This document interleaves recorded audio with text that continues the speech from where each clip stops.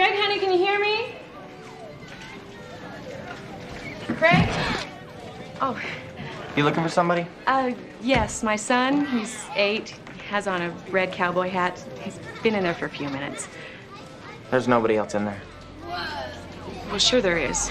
Believe me, lady, there's nobody else in there. What are you talking about? Craig! No! Center for Missing Children, may I help you?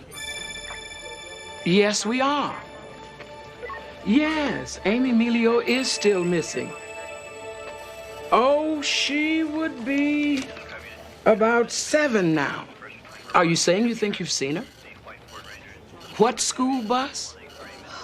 Tess. Uh-huh. I never realized. Where was that? Oh, no, honey, you did the right thing. Let me connect you with the person in charge of the case. And line 2, the Melio case.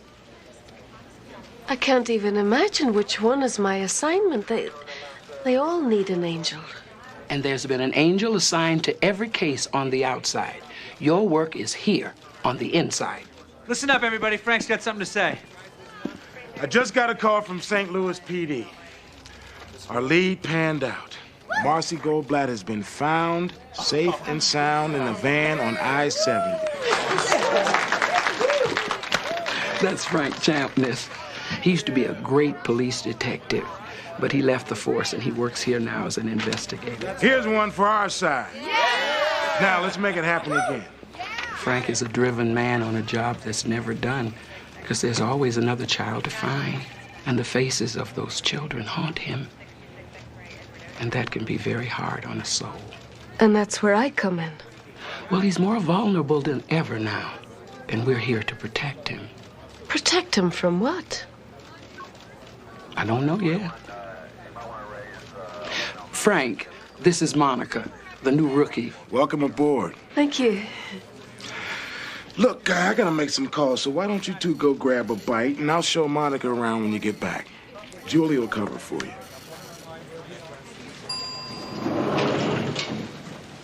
Hello. How are you?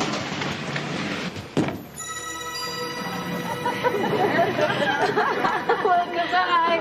Oh, have a great time in Bermuda, and good luck with that job interview.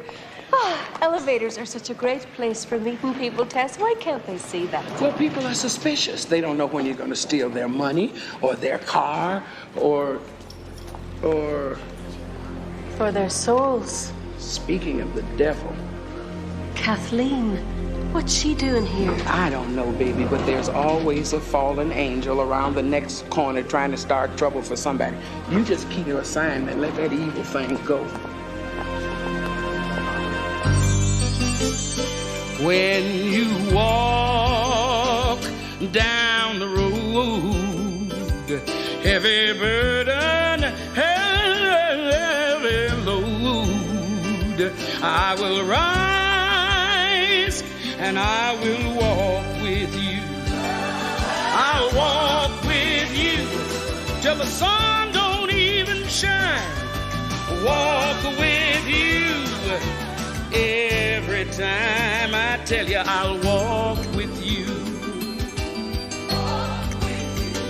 Believe me, I'll walk with you.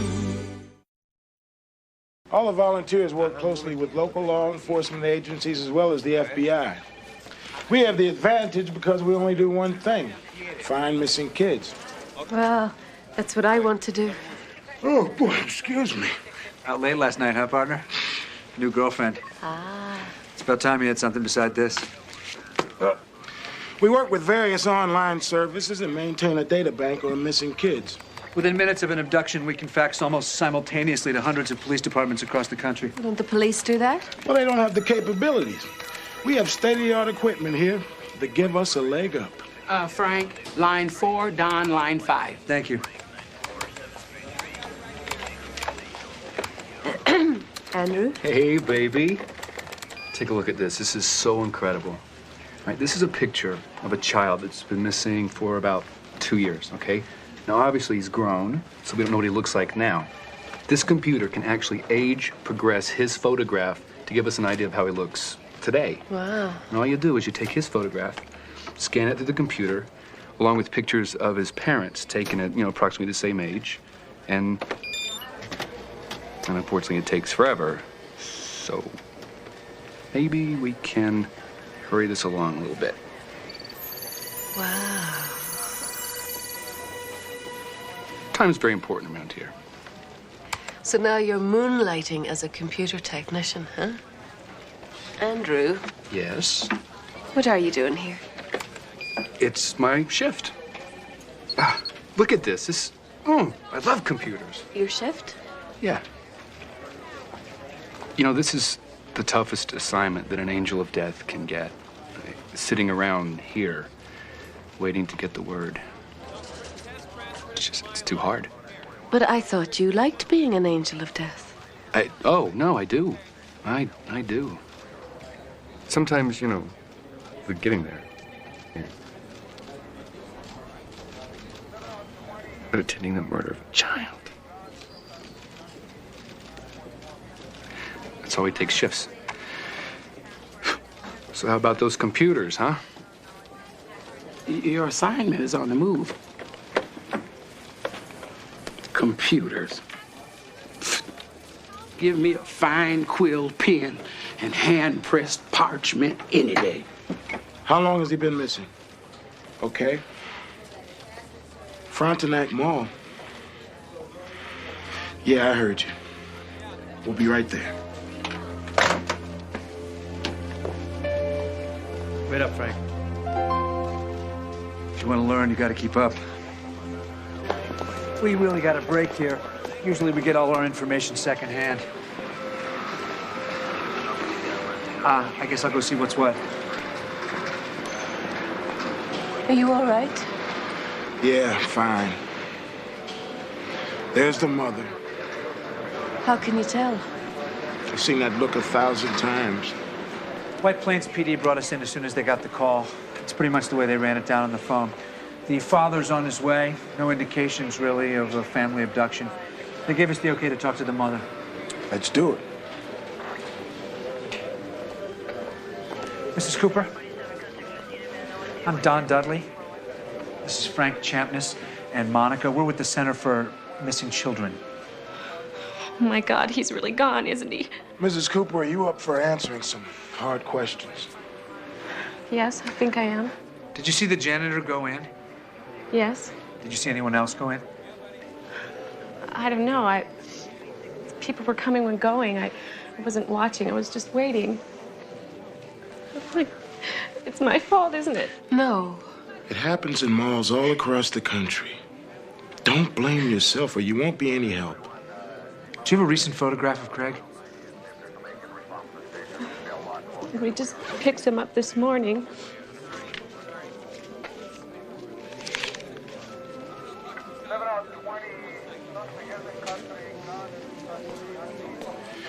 This will be fine. Call me anytime, day or night. I'm gonna find your son, Mrs. Cooper. That's a promise.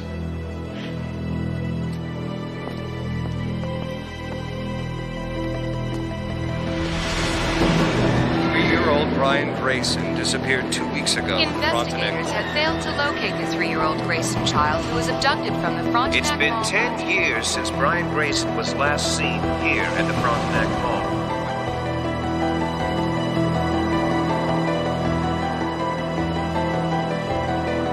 So you two work so well together, you decided to become partners, Please, eh? enough already. You got my whole life story.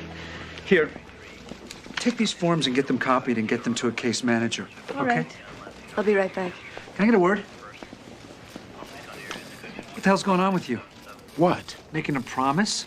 What are you going to do if you can't make good on it? I will. Oh, you will, I see. And where does the center fit in? We walked away without getting half the information we need. Back off, man. Just back off. Something's going on with him. He never drops the ball. Maybe that's why he can't keep his mind on the job. But who can blame him? That's the new girlfriend.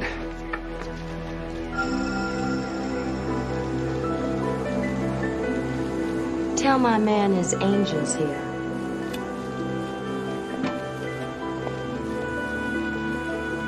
Kathleen is Frank's new girlfriend? I know, baby. The battle just took a turn for the worse.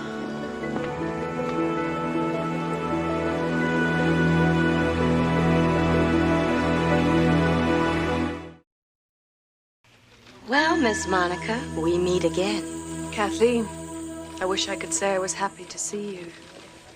Somebody's happy to see me. Hi. Hi. Look, This is exactly like the rug my grandfather had. How did you find this? well, I remembered how you described it when I saw it in the window. I just had to get it for you. Do you like it? This is the nicest thing anybody's ever done for me. Let's go see how it looks in your place. Excuse me, Frank, I still have some questions about... Haven't you had enough of this depressing job for one day? We just found a child this morning in St. Louis. I think that's inspiring. And I bet you got 17 calls about missing children since lunch. Am I right? How many, Tess? 17. Isn't she amazing? I think maybe you're psychic or something. Frank, you were going to show me how to use the database. But it's 6 o'clock. Look, we just got a new case. The trail is still hot. Go. What do you mean, go?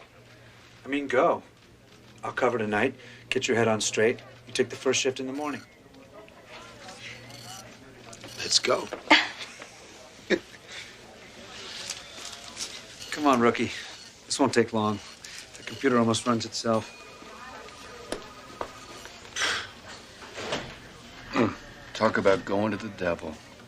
Can't believe it. Happens every day. Where do you think we ought to put it? In front of the couch, silly.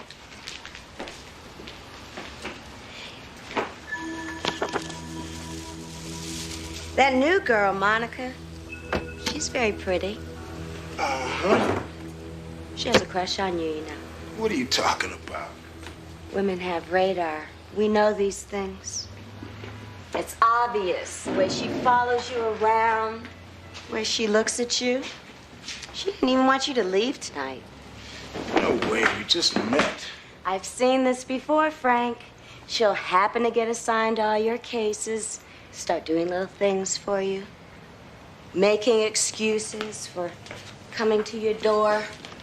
And then when you don't give her the attention she wants, she starts throwing little tantrums. And that's nice. Undermining you on the job. And then the whole office is falling apart. You know, I think you're starting to get a little jealous. I'm thinking of you, not me. Besides, she can't cook you a dinner like I can.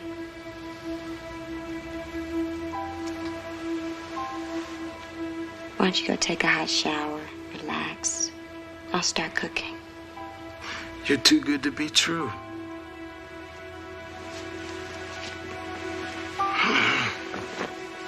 Too good to be true.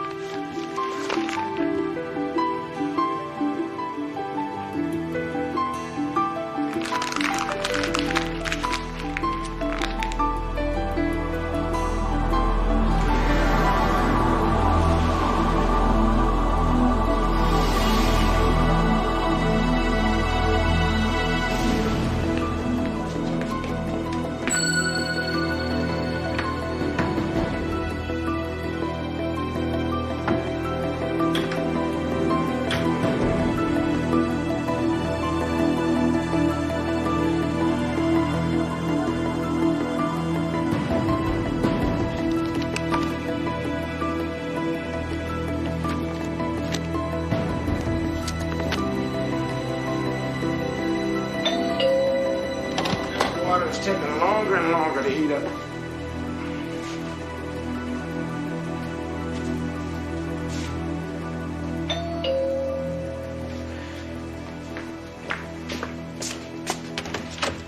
Monica.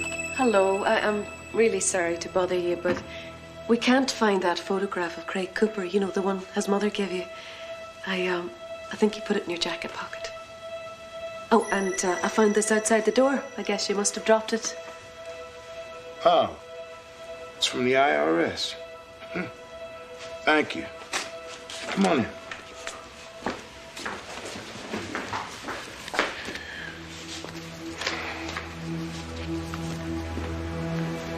Here you go. Look, you didn't have to come over yourself. We've got runners to do that type of thing. Oh, I don't mind. Well, I suppose I should be going. Suppose you should. I'll see you tomorrow. Thank you.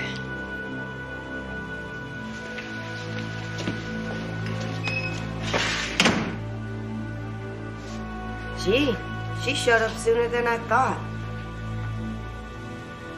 Don't say I didn't warn you. Every chance she gets, she does something to try to hurt Frank, even if he doesn't know it. I just don't understand why she does it. It makes no sense. Trying to make sense out of evil will only give you a headache, Miss Wings. Evil is for evil's sake, period. Its goal is chaos and destruction. Well, all I know is you cannot let Frank Chapness get pulled down. I can't tell you how many times I've been standing by, ready to go, and Frank just gets there, just in time. I don't know how he does it. Sure you do. The miracle is there's no more evil in the world than there is. Chicken paprikash, pumpernickel bread, Greek salad, all my favorites.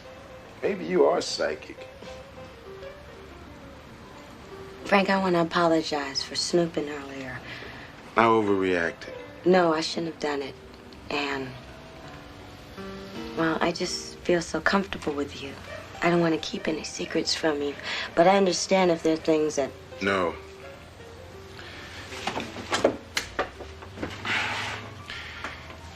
It's hard for me to let anyone get close. No, I guess I figured that love just wasn't in the cards for me.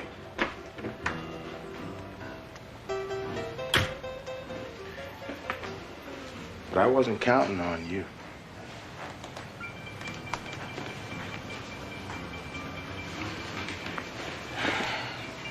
I started keeping a scrapbook when I first was assigned to missing children. There's so many of them. Sometimes we find them before anything bad can happen, and sometimes we don't. So I started cutting the articles out of the paper, pasting them in this book. Successes and failures. Then I never look at them again. I guess it's like I'm cutting the darkness out of me and locking it away. The things you've seen, the horrors these children have endured, the guilt you must feel when you're too late. I really worry about you, Frank. You need some rest, though. I'm gonna go clean the kitchen and go home. No. I want you to go straight to bed and get some sleep. It feels good having someone looking after me. That's what I'm here for.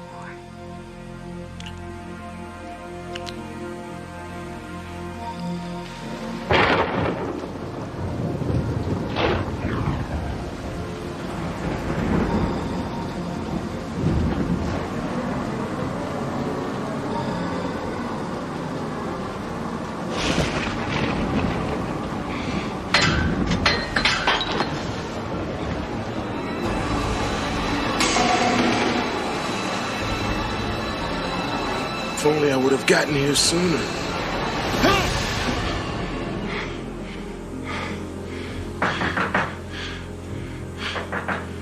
Yeah, I'm coming.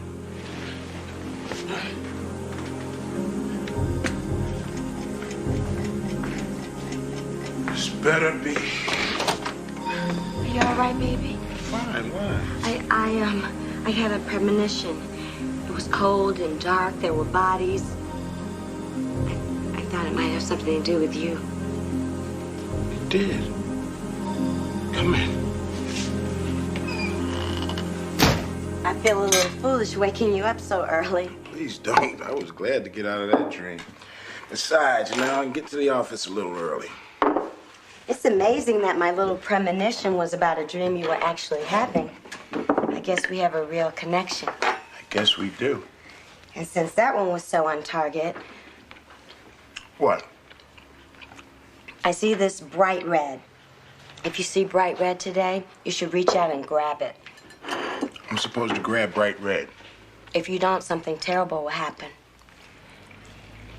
And there's something else. You know, that little boy, I see him with animals. Animals? What kind of animals? Lions, tigers, bears. Oh, my.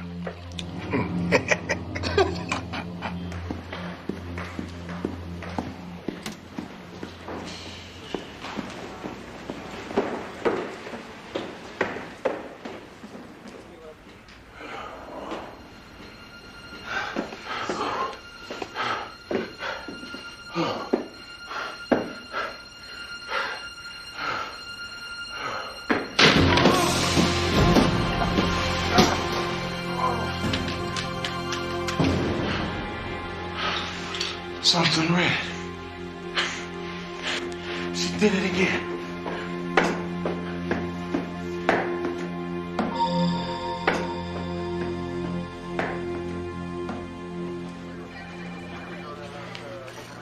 Oh, good morning. Good morning. Good morning. Lions, tigers, and bears. The circus. Monica, I just got a lead on the Cooper kid. I'm going to check it out. Well, I'll go with you. No. I need you here. Page me if anything comes up.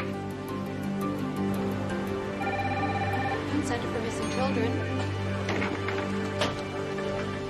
Where have you been? Following my lead. Well, we got a call from somebody who said that they saw Craig Cooper downtown. Well, why didn't you page me? We tried to 11 times. So I finally woke Don from a dead sleep and sent him instead. Hello, Center for Missing Children. Oh, yes, Dawn. What happened? All right. Yes, all right. I'll tell him. Dawn didn't get there in time. They found Craig's cowboy hat, but nothing else. You can't find them all, Frank.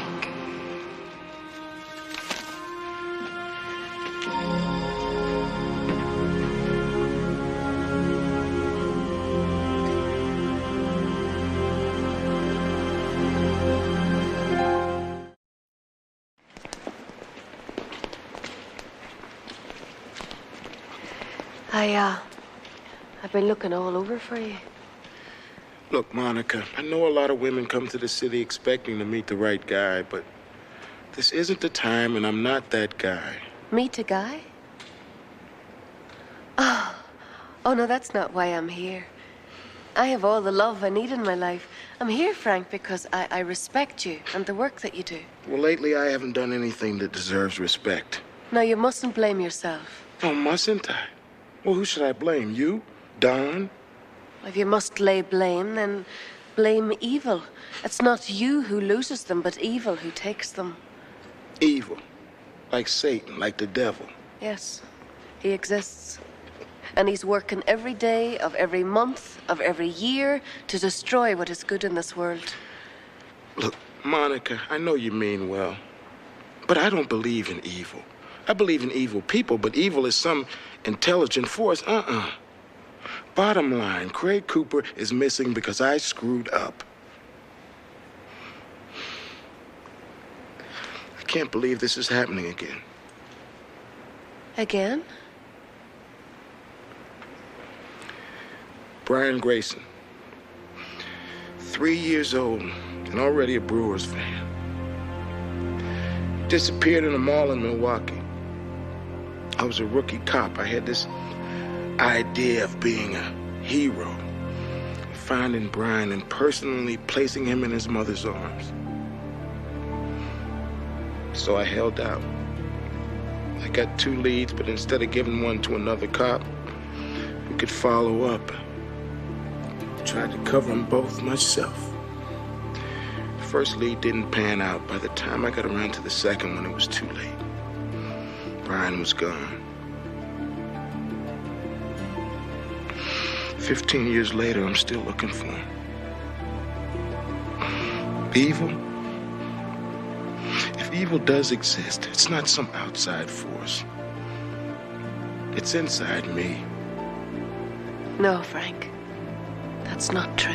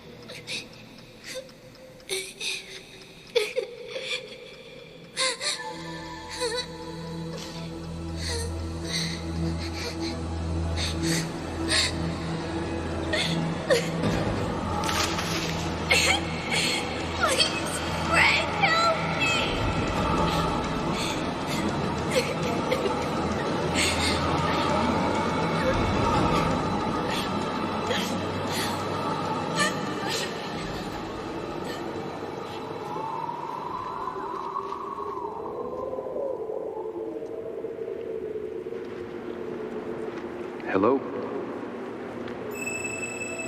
Are you an angel? Yes, I am. I prayed for you to come. I know. God heard you. And he sent me. I miss my mommy and daddy. I know you do, honey. And they really miss you, too. And someday, you'll all be together again in a new home. But you get to go there first.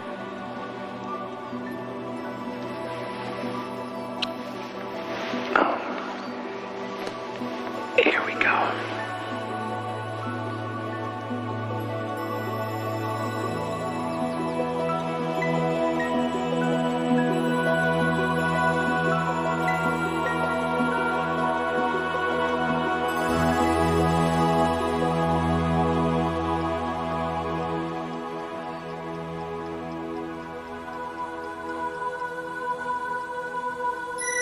You can't have him.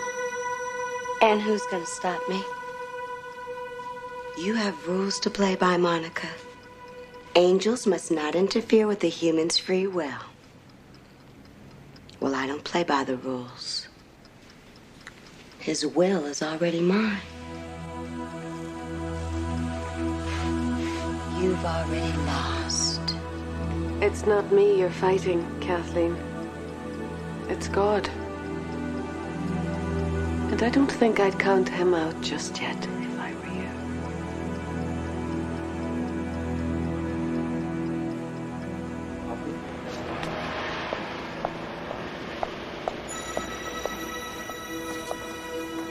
you. May I help you? No. I mean, You're trying to make up your mind whether to go upstairs or not? How did you know? Oh, I know a lot of things. I know that you're the janitor from the mall. And you think you might be able to help to find that missing boy? I don't know. I feel kind of dumb. What if I'm wrong? If is the saddest word in the history of language. For instance, if I had gone down to those detectives and told them what I know, could that little boy have been saved? You hang on to that if long enough, it can eat a hole right into your heart. But let it go.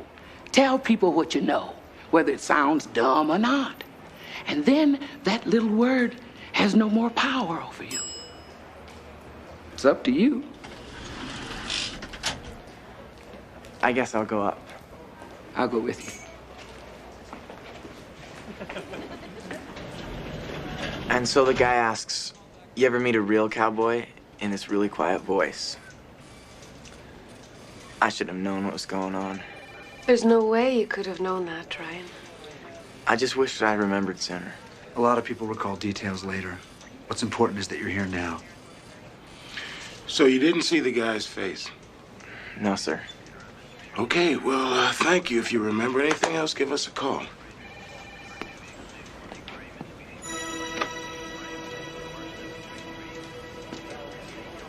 He did that. Did what? That thing she just did. It was a woman. Dressed like a man.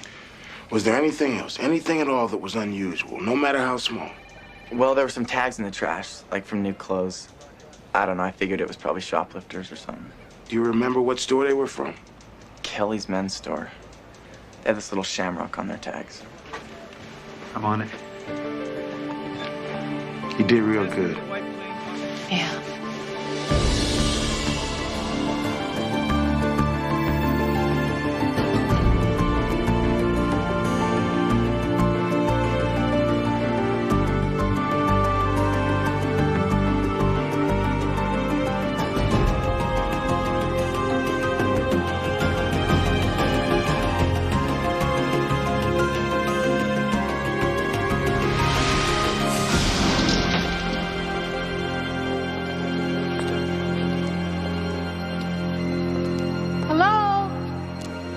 Check over here.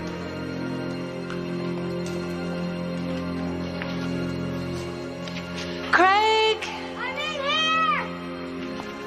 Craig! We'll have you out in a minute, Craig.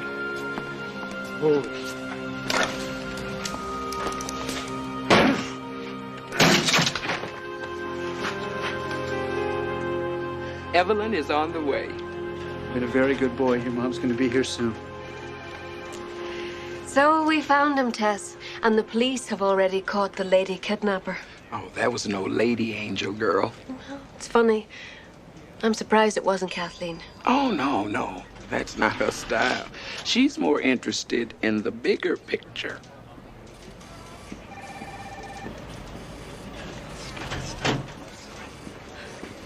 Craig. Mommy! Oh, thank you. Oh, God, thank you.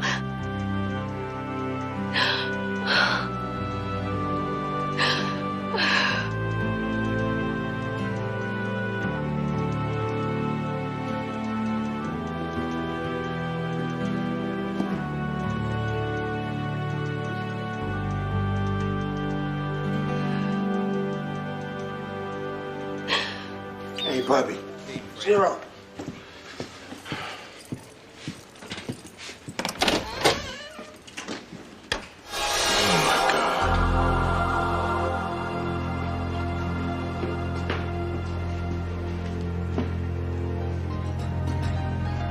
Brian Grayson, 3 years old, and already a Brewers fan.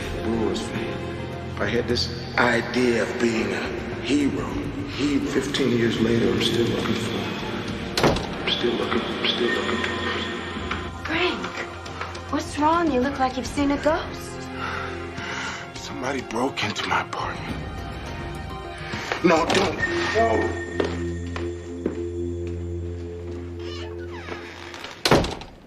Place was a mess. I'm telling you. Place was a mess. I'm really worried about you, Frank.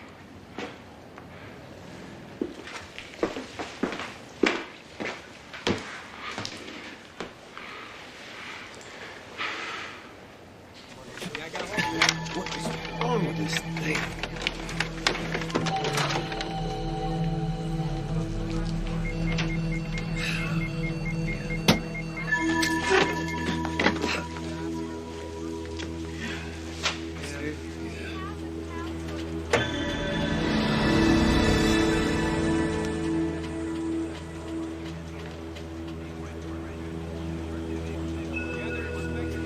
Dudley, I need them.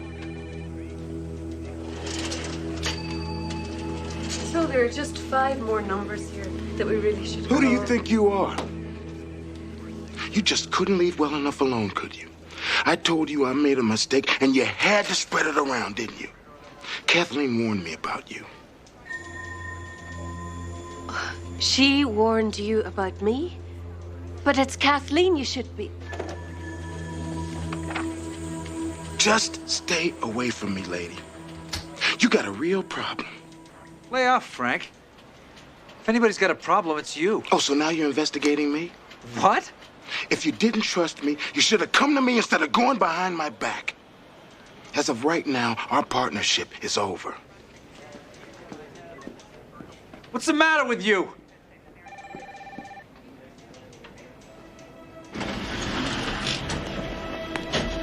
Why would you help me, Frank? It's all your fault. Fine, Frank. It's all your fault, Frank. It's all your fault, Frank.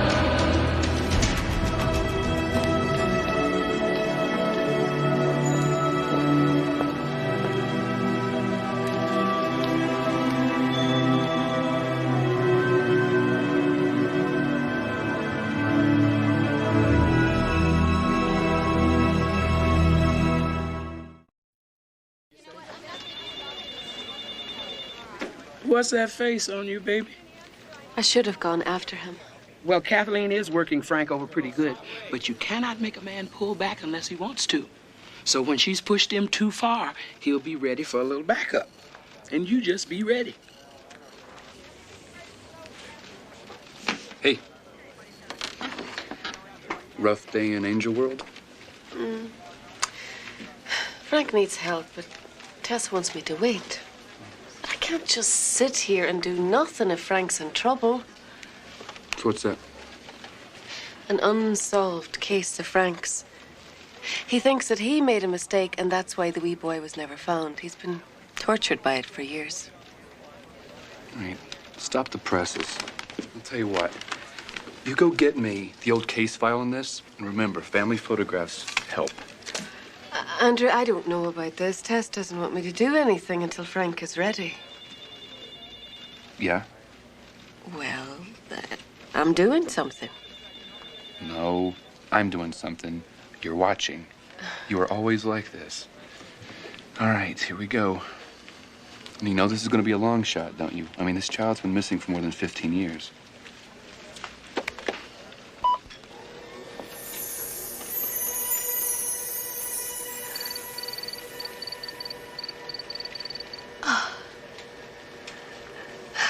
Does that help?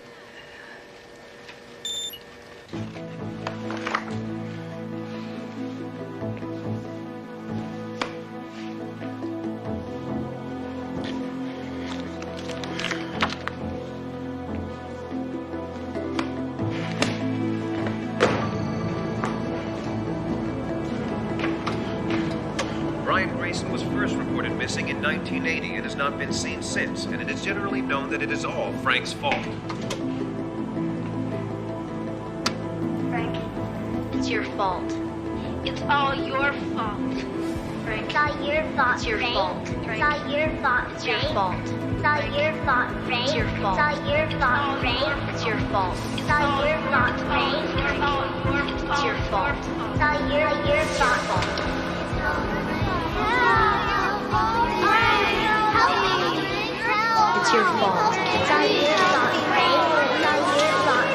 Frank. It's all your fault. It's all your fault. It's all your fault. It's your fault. It's all your fault. It's your fault. It's all your fault, Frank. It's all your fault, Frank. It's your fault. It's all your fault. It's all your fault. It's all your fault. It's your fault. It's all your fault. Stop. It's your fault. God, please help me.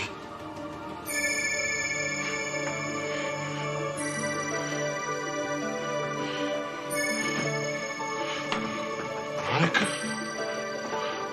I am an angel, sent by God to help you. An angel. My God. She's just your hallucination, Frank. Your job has finally pushed you over the edge. Kathleen? I am an angel. I care about you, Frank. And you can't take the pressure of this job anymore. Done enough good deeds for one lifetime. It's time to take care of yourself. What a perfect plan. To destroy a man who repairs broken families.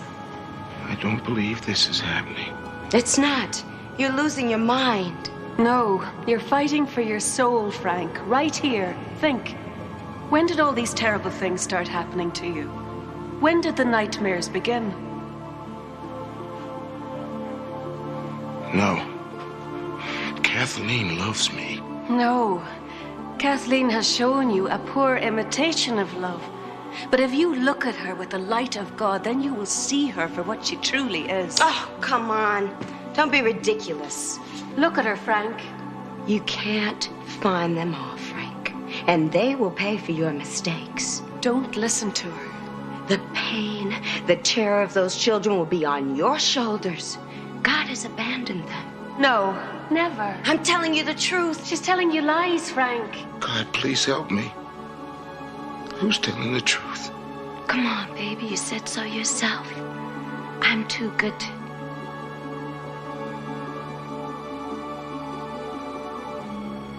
To be true. Get out.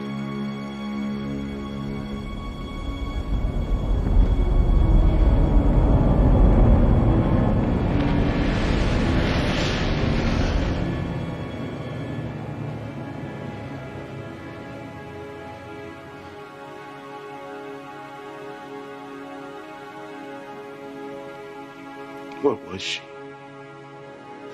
She used to be an angel, but she traded the power of love for the love of power. But her power over you has just been broken. That was close. She almost stopped you from doing what you were born to do, Frank. To save the children. I don't save them. I want to win every time. God doesn't expect you to win every time, Frank. He loves you, and you should use that love to give you the strength to keep going. What about the children? Some of them you will carry back home in your arms. And the others, he will carry home in his.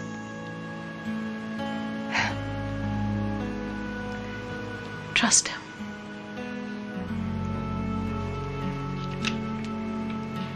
And let go of anyone or anything that tries to hold you back.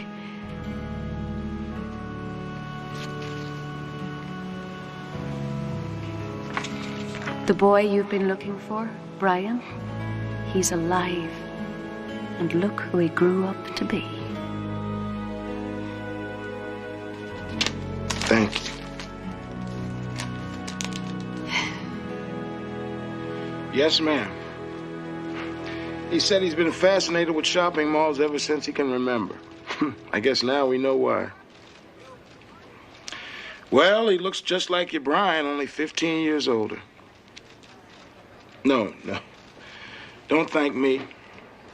We work as a team here. Okay.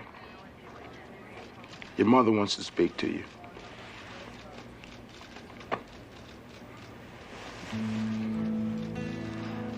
Hello?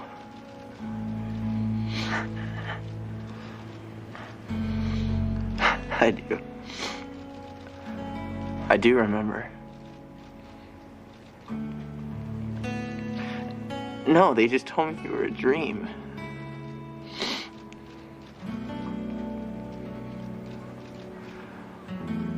I love you too, Mom.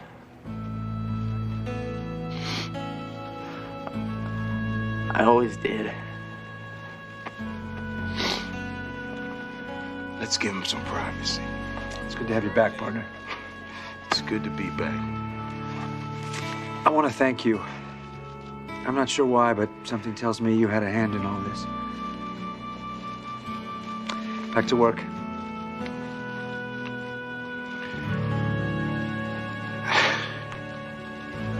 I don't know what to say. Just never lose hope. There's always a battle going on that you can't see. We lose our children to something more terrible than bad luck. And it isn't luck that saves them.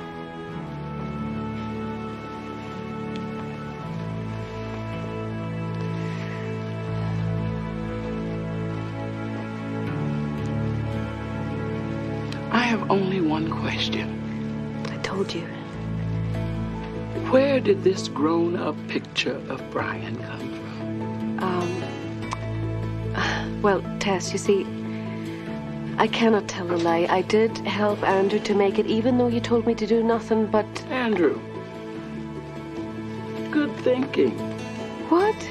Put that time to good use. Well, yeah, it's a team effort.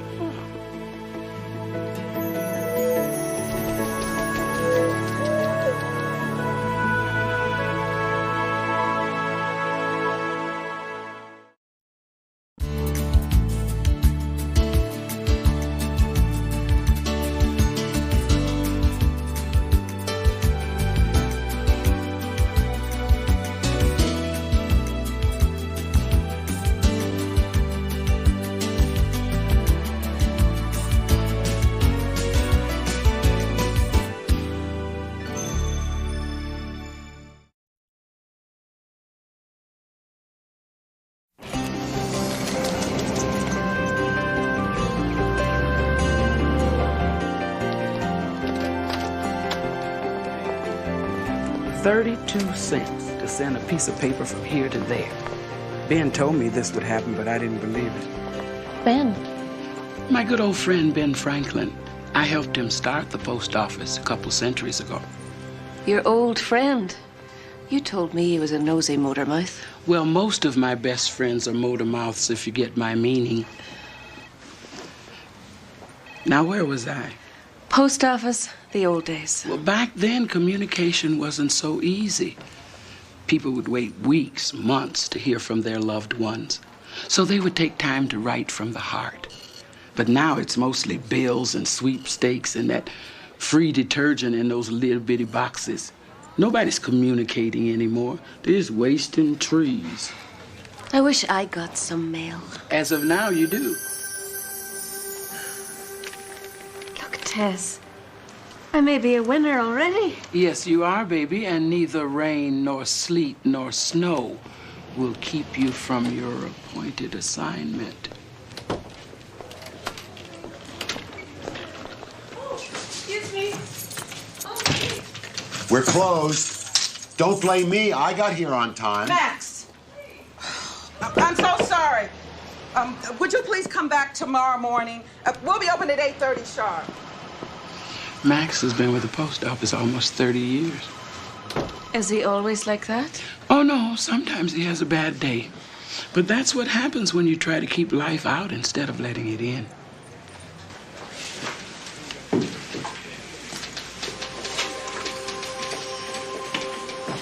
He must be very lonely. He is. It's the price you pay when you're trying to keep yourself safe from pain. It's too high of a price. And Max has been paying it a long time. He dropped a letter. It's not really addressed to him, is it? He reads God's mail. And he answers it, too.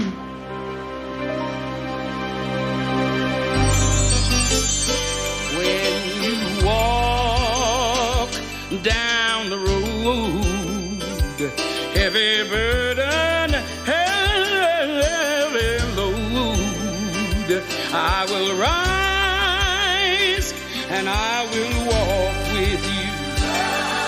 I'll walk with you till the sun don't even shine.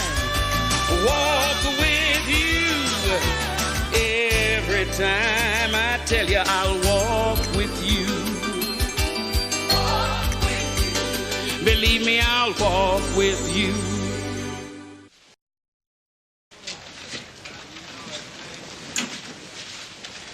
Hello. Don't waste your breath. Every branch has its cross to bear, and Max is ours. He seems like a very private person. Private. Try paranoid.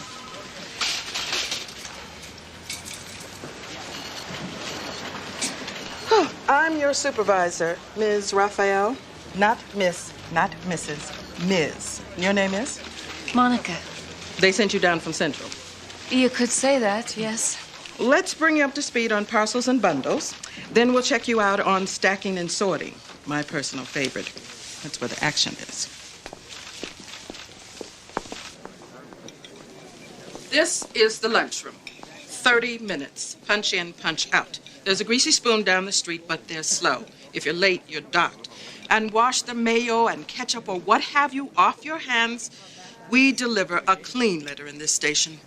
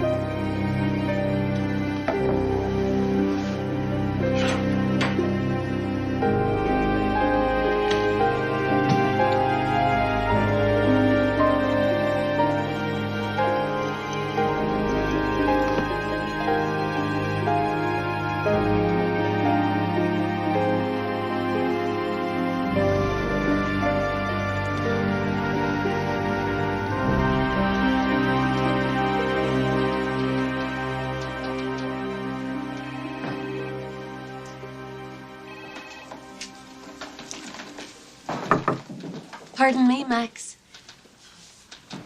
I'm Monica. These letters are ready for sorting.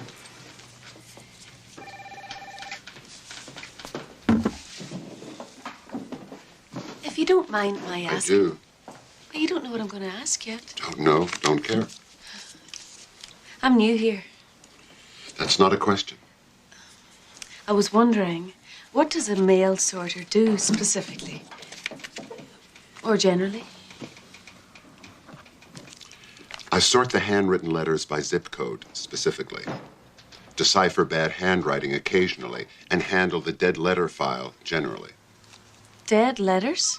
How does a letter die? Can you read this chicken scratch? Brum gum. Can't read where it's going. No return address. Nowhere to go. That adds up to dead. Into the Dear Santa, Dear Easter Bunny, Dear Elvis box. Oh, by the way. Stamp machine stuck again, Max.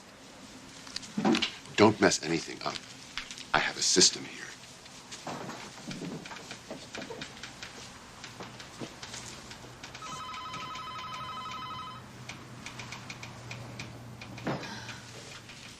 Dear God, how do you make the stars twinkle like that?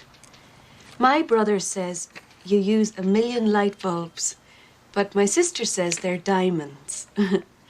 Write back and tell me the truth. Love, Ben.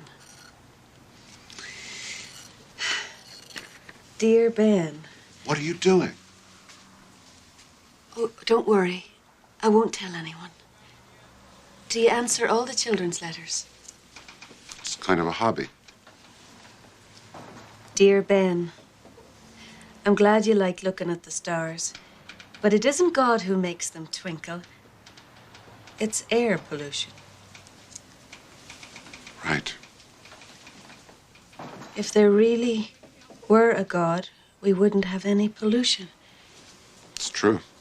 But you can't write that to a child. Someone has to. Why? Kids should hear what they need to survive in this world. There's no God who's going to snap his finger and make things better. The only thing to believe in is themselves. The sooner they learn that, the better. But what you're saying isn't true. Really? What makes... Where'd you get that? Oh, you dropped it? Well?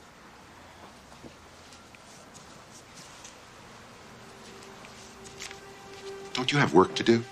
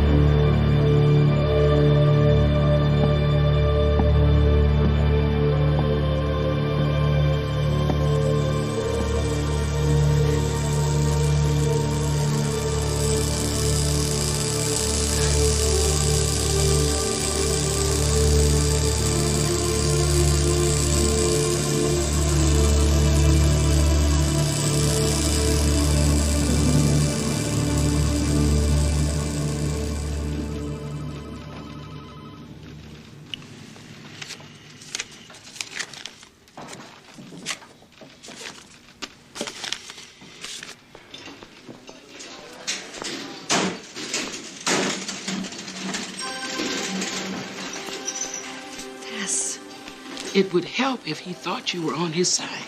The tattoo on his arm. Was he in a concentration camp? Auschwitz. He was 6. I volunteered to go there, but I never got assigned. I wish I had. No, you don't. Here we go. 6 flowers, a dozen lighthouses, and 50 unforgettable scenes from the Civil War. Although President Grant, he wasn't quite that tall. Thank you.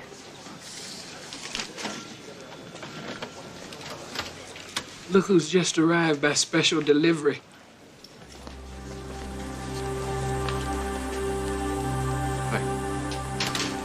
Death never goes too far from a man like Max.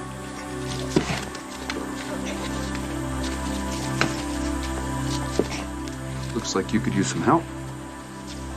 I can't reach. Do you want me to mail it for you? Somebody usually helps. Oh, okay. Well, I guess that would be me today then, huh? Okay. Ready? Here we go. Thank you. No problem.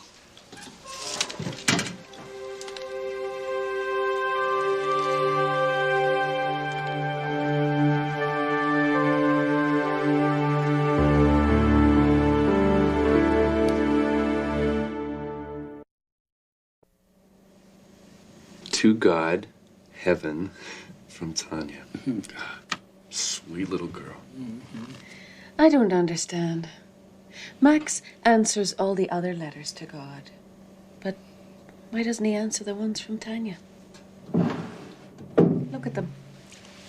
All from Tanya, all unopened. He's not supposed to open these, but it looks like he did. 1 or 2 anyway. Would it be wrong if we read them? Oh, it's a federal offense to tamper with other people's mail. But they don't even belong to Max. I mean, they're addressed to God, and, well, we're like God's secretaries. Personal assistants. Don't tell me what you are. I know what you are. You're just plain curious. And me too. Secretaries, huh? Assistants. Maybe we could ask permission. We? You.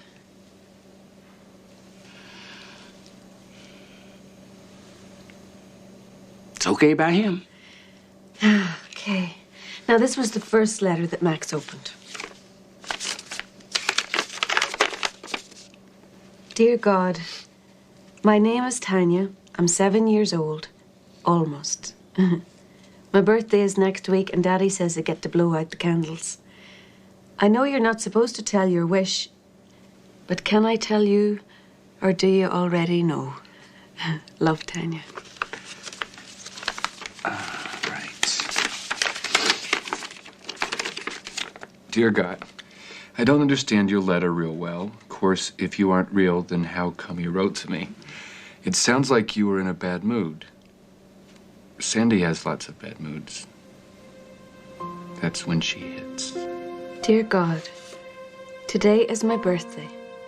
How long does it take for the wish to come true? Daddy says he's feeling better, but I know he's not. And Sandy keeps hurting me. Dear God, Daddy says the angels are coming to take him to heaven soon. Please let me go with him. I would rather be in heaven with Daddy than here with Sandy. My writing is bad because she hurted my hand. Please write me soon. Dear God, I am crying. If you don't have time to write me, that's okay. I'll see you soon. Love, Tanya. Is that why you're here? Is that why Tanya could see you? Because she's going to die? I don't know that. I don't know that. I do know it's going to be complicated. Complicated? What could be more simple? There's someone out there hurting a child, and I can save her. Hold on a minute. You don't have the power to save anything on this earth. And the one who does wants you to stay with Max. Max? But Max won't help her. You don't know that. Sure I do. Humans get a chance every day to help someone, but they won't because they're afraid. Well, I'm not afraid. That's right.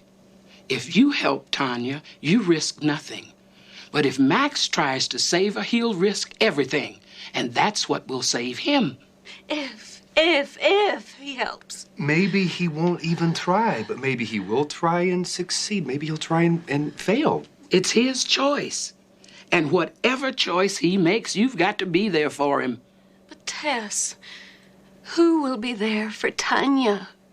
Who do you think?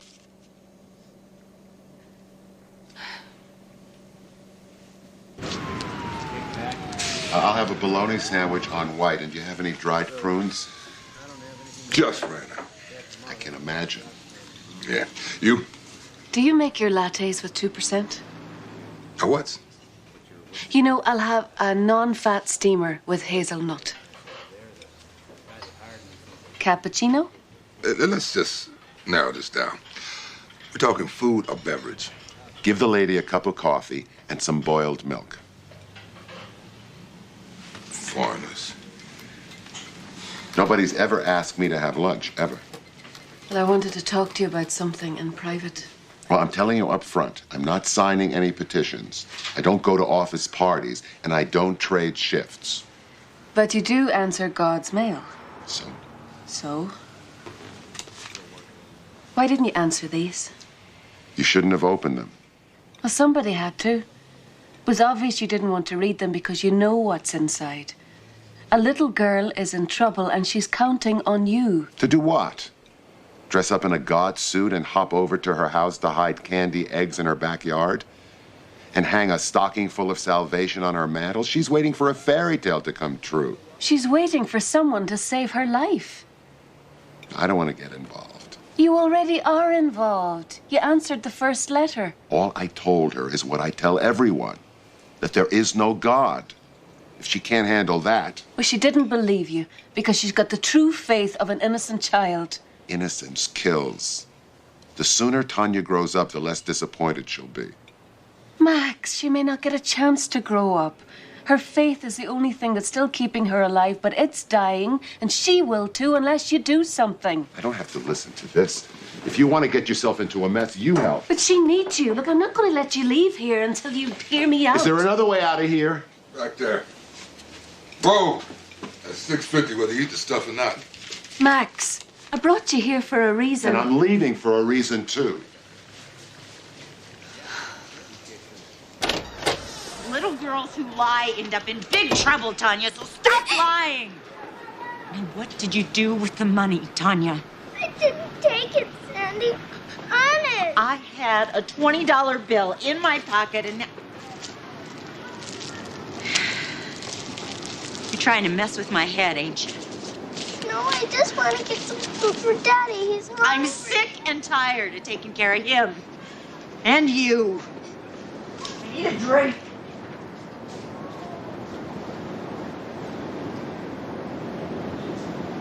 Hi. Hi. I know you. I've seen you at the post office. That's right. If I give you a letter, will you mail it for me? Of course I will. It's right back there.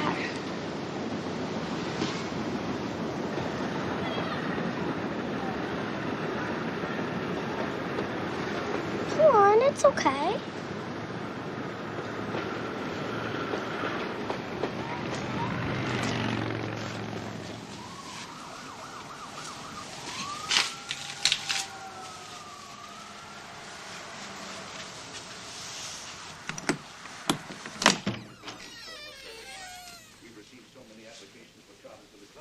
That's Daddy.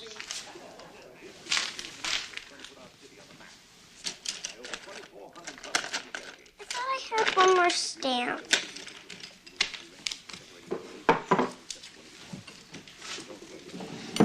I know I put it here somewhere. Daddy says the angels are going to take him soon.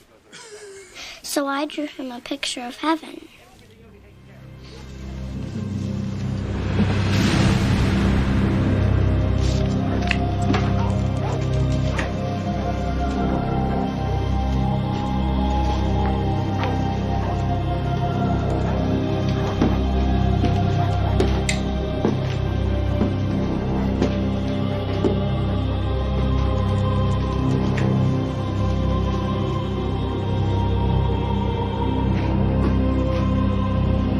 stamp. I know it's here.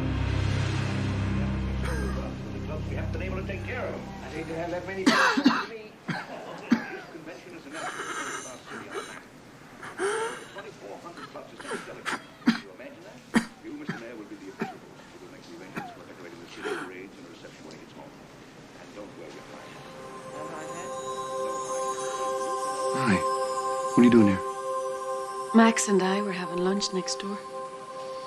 Coincidentally. I got him to the door, but he walked in all by himself. Well, let's see if he walks out.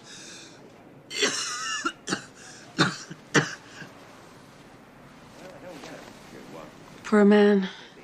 Will it be soon?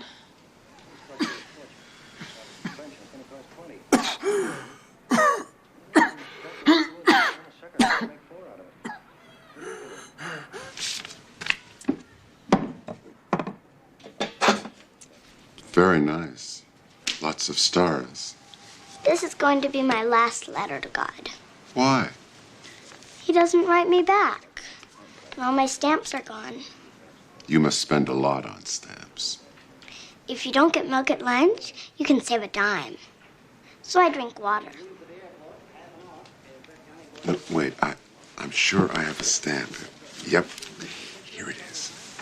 Thank you. Tanya? Come and meet my daddy.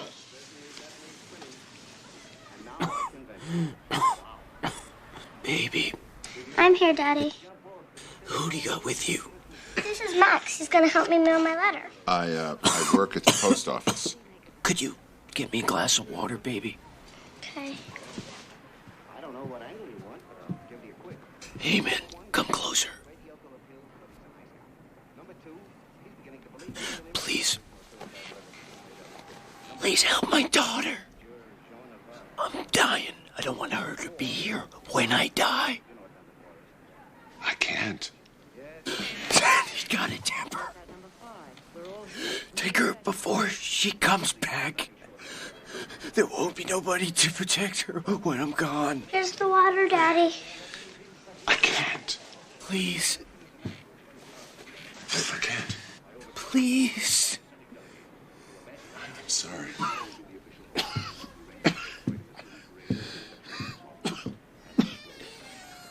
Hey, my letter!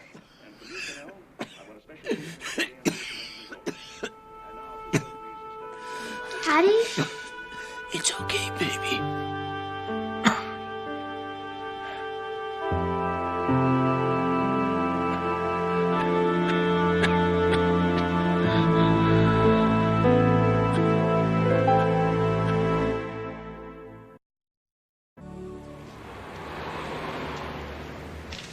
Max. You blew it, Miss Wings. Blew it? Oh, Tess, I had to try. Not that way. That man had a free will of his own, and you took it away from him. He was not ready to go into that apartment. So why are you surprised that things worked out the way they did? I was just trying to help. But you didn't. You're worse off now than you were before. And Max is going to be harder to get to than ever. And that poor little girl is in more danger than ever. I'm sorry. Well, you should be. You know better. You've got to remember there are no shortcuts. You got to go straight for Max's heart. What heart? What's the matter with you? Have you been licking too many stamps? Judging a man is easy. Compassion is hard. You remember that. Yes, ma'am. You've been hanging around with Max too much. You're talking to yourself. Stop it. Yes, ma'am. Ms. Yes, Ms. Do you know where Max is? Out sick. First time I can remember him ever calling in sick. Wish he'd mentioned it sooner so I could have looked forward to it. Sick? Oh, look at this. Another kid disappeared. Father died in some flop house. They think the addict girlfriend took off with her. Kid was getting beat up all the time. Nobody ever says a thing until it's too late. Kid's probably dead by now. No. Maybe it's a blessing. What kind of future did she have anyway?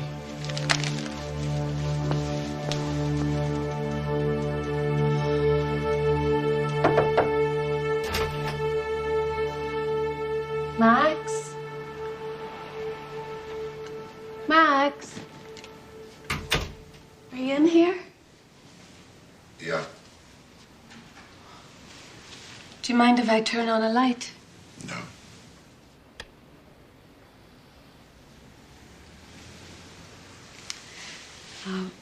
Ms. Raphael said this was the first day that you'd missed work in 30 years. I couldn't do it. I couldn't make it out the front door. It wasn't your fault, Max. It was my fault. I should have helped her, but I didn't. I wanted to, but But you were afraid.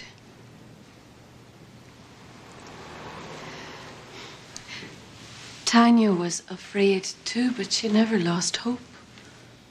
they take it away from you sooner or later. Better to give it up and make a clean break of it. When did you lose your hope? It died with my family In the war. in the gas chambers. And your belief in God went with it? There's no God. I used to think so. I tried to write him a letter once. I wanted him to keep my family safe, to inscribe us in the book of life. All I had to write on were the soles of the shoes my father made for me just before.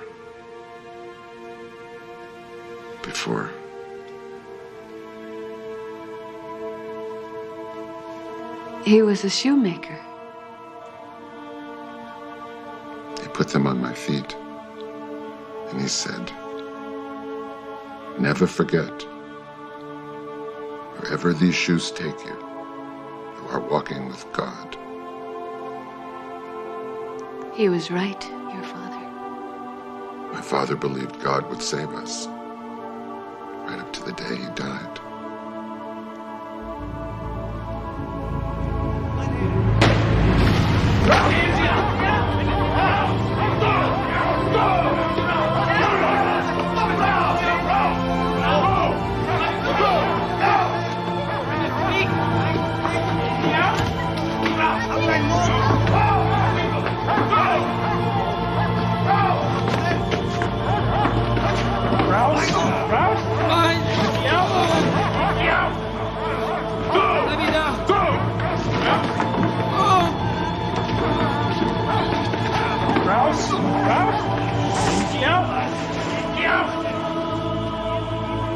I never saw my father again.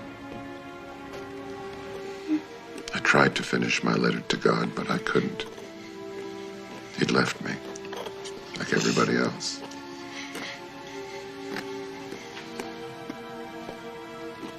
I lost the shoes. I lost my family. And ever since, I've walked alone. There's no God. Oh, Max, I know that there is a God. And there's a reason that you and Tanya were brought together. You couldn't save your family, but you can save Tanya. It's too late. We don't know that. But it will be too late if you do nothing. Too late for her. And too late for you, Max.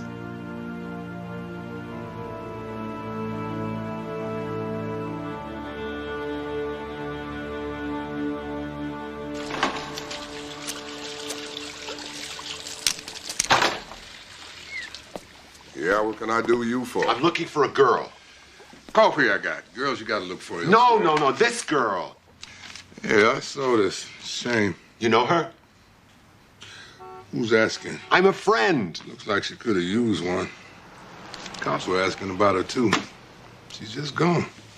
It's too bad about her old man, because he was a nice guy. But this wacko girlfriend of his, she comes in here stoned, dealing right here at my counter. I don't need this. Why didn't you call the police or social services? Why didn't you help the poor kid? What about you? You did say you were her friend.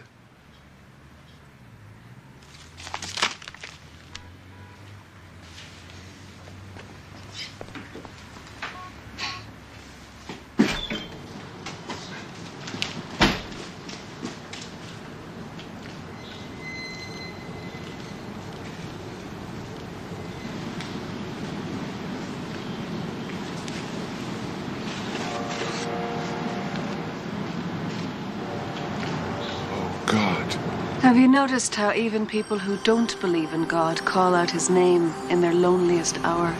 What are you doing here?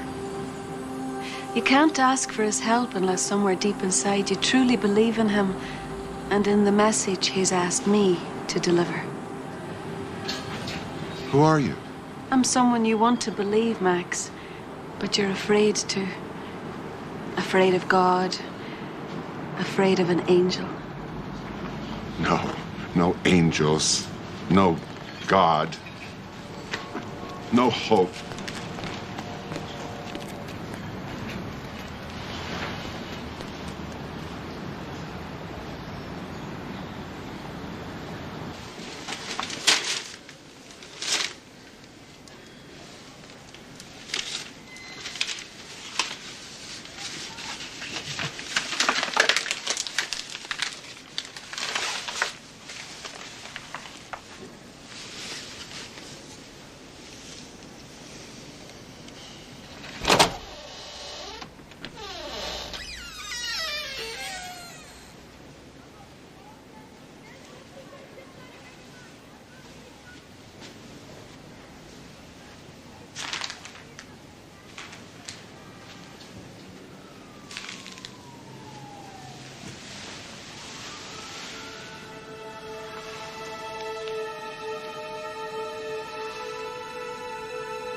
I don't know what's going on.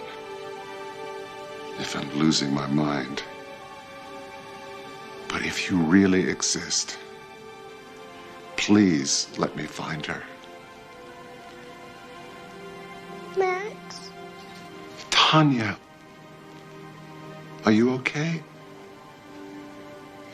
Sandy took me to this guy's house, but then I smoked something and fell asleep. And I came back to see my daddy, but he was gone.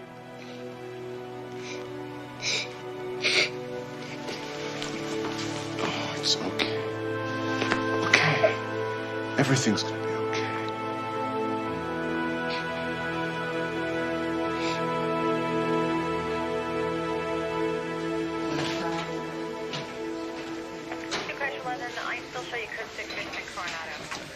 Coffee? And a hamburger? And French fries. And French fries. Would you like something to drink? Hot chocolate? Okay. Tanya Brenner, Yeah? put your hands on your head. Now! Why? You're under arrest. But he's my friend. You have the right to remain No. silent. Anything you say can and will be used against you in a court of law. You have the right to an attorney. You cannot...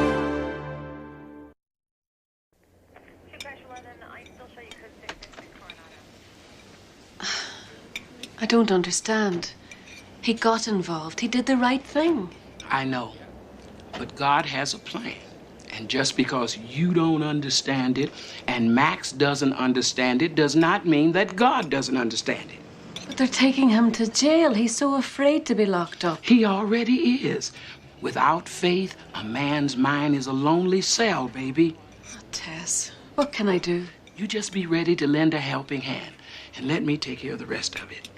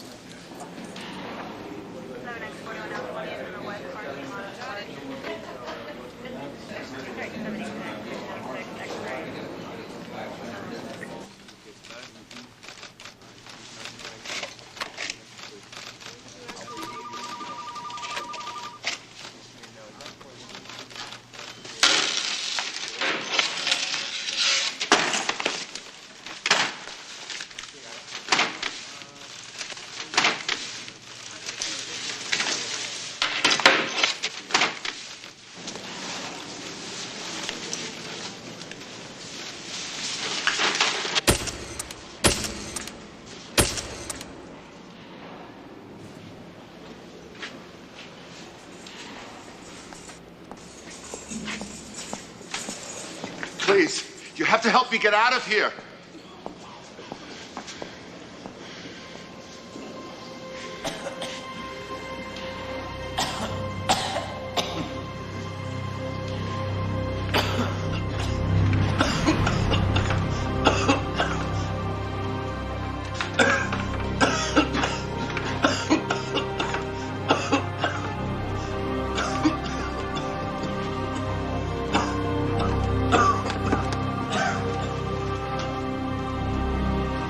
want to stay here anymore. Please, I have nowhere else to go. If they find you, they'll kill us all. I'll give you just a little while longer.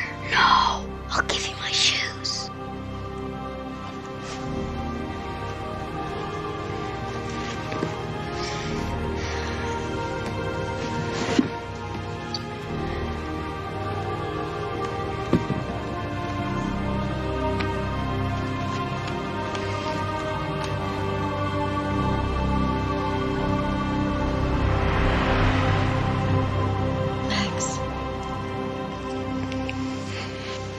Max, What do you want? I thought maybe there was something I could do to help. No, you've done enough. I'm sorry about the way things turned out. Well, it's all part of God's plan, right? No, it's not. And why is he sending me an angel? Because you need one. Isn't it enough that you made me believe in God? Lots of people believe, but trusting him, that's the next step. Trust? Are you kidding? Do you know how much it hurts to know that God exists and that he hates me? God doesn't hate you. Then why didn't he let me die with the rest of my family? Why am I still here? I don't know. You're here because they didn't find you. And you're still alive because you have a purpose. What about my mother and father? Are you saying that their lives had no purpose? No, God gives everyone a purpose. But humans still have the choice to hate and kill, to destroy their lives and yours. Guard! Guard! Get her out of here. Get her out of here. I want her to go.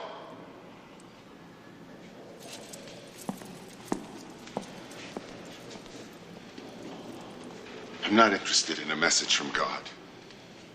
I got it already. 6 million men, women, and children are gone. Where was he? What was he doing? He was weeping for his children. Don't say that to me! He abandoned us! No. That so many died is unimaginable. But that anyone lived. Max, without God, no one would have survived. You don't know. You weren't there, were you? Were you? No. I was.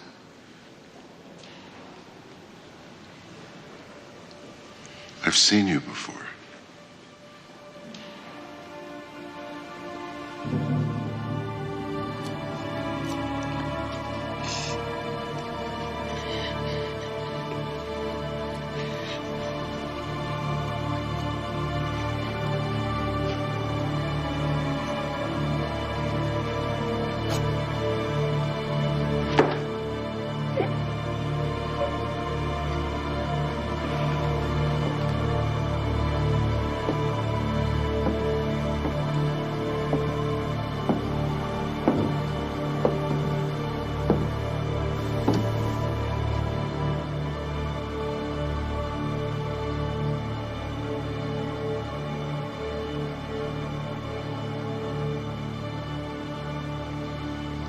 I'm Andrew. Now I remember. You were death. I didn't bring it, Max. I just helped him through it. It was a privilege to witness such courage. I saw you in a room like this before. It was the last time you saw your father. Oh, God. He was a remarkable man, Max. Do you want to know how he died? Let me tell you.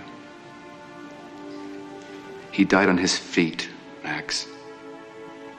On his feet, he was praising God. He was thanking God for his life and his family and asking God for one more blessing, that he would walk with his son, Max, for the rest of his days, no matter how many there were left.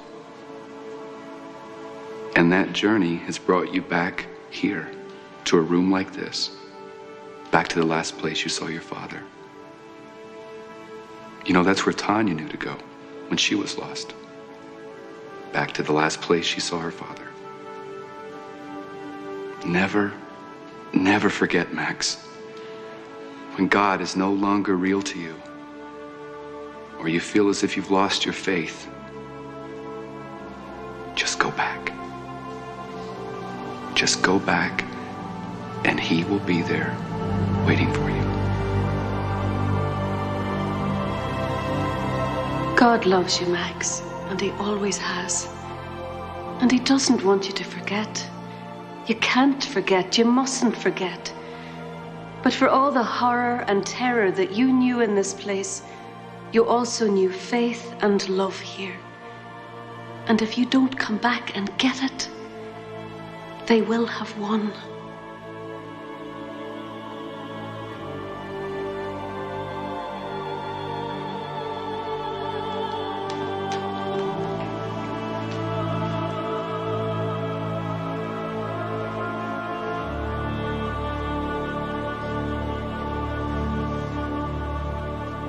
Oh, come on. When those officers come in for their snack, give them a little truth with their coffee. I don't want to give them indigestion. Just tell them what you told me, that girl was upstairs the whole time, and Max was just trying to rescue her. I don't know. Oh, you're gonna love getting involved. Trust me. Last guy told me that was recruiting volunteers for Nixon.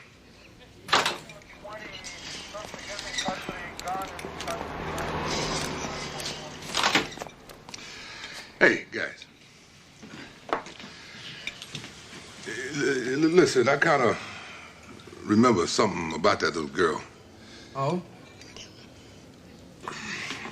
Yeah, well, the guy you picked up. Well, the truth is, he wasn't doing what you think he was doing.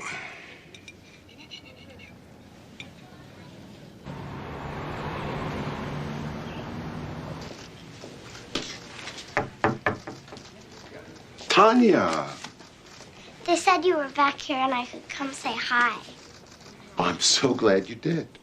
I wanted to mail this on my way from school, but I didn't have a stamp.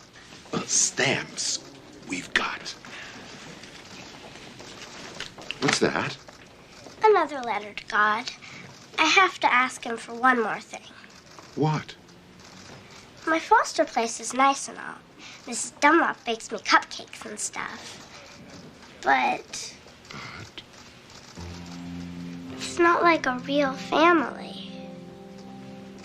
I'll tell you what.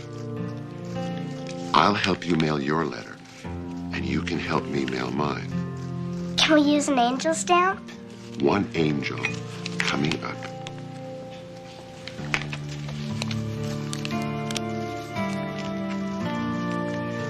Is yours a letter to God, too? No, Tanya, it's an application for me to try to be your foster father.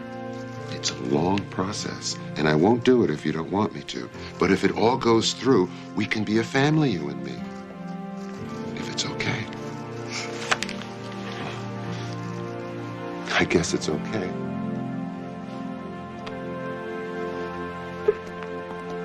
Up you go. Up we go. That's right, up we go. Oh.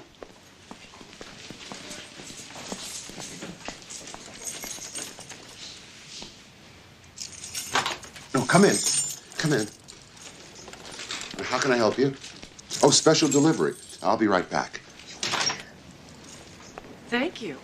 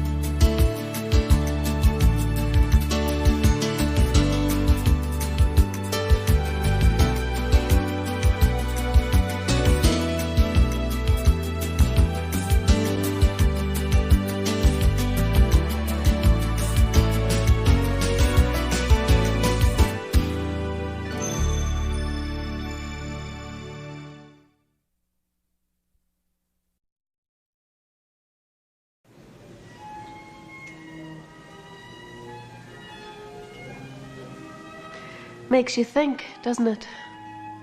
Yeah, makes me think this man's in the wrong line of work.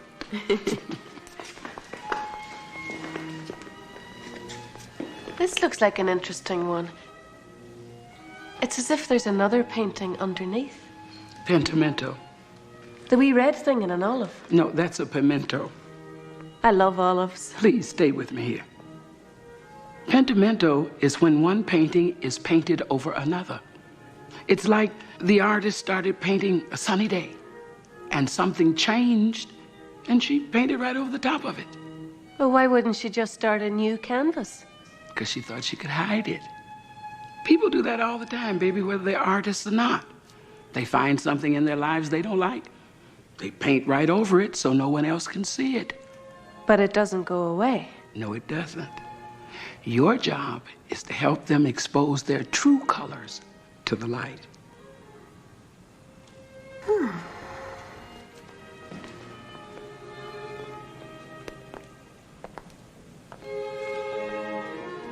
Look, Tess, over here.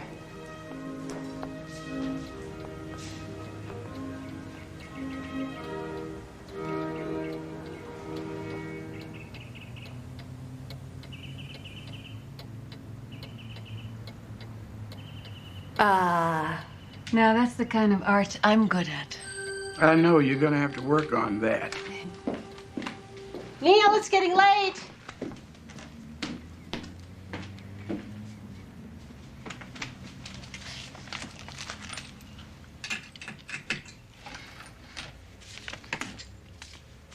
Honey, hurry up. Your mom wants to say goodbye. Oh, I'm not saying goodbye here. I'm going with you. To the base? Yes, of course. Well, Marion, it's usually the wives who take the husbands out, not the mothers. I'm not like most mothers. You're not going to take pictures, are you? Neil doesn't like his picture taken. We're taking my car.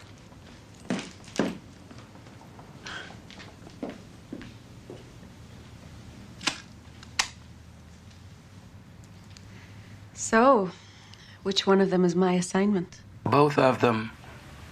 Mother and daughter-in-law. Two? But how can I keep track of two assignments at once? Don't worry. You can always find them at each other's throats. So, this is about two women that don't get along? Things are never that simple, and you know it, Miss Wings. Then, are there lives at stake here? More lives and souls than you know.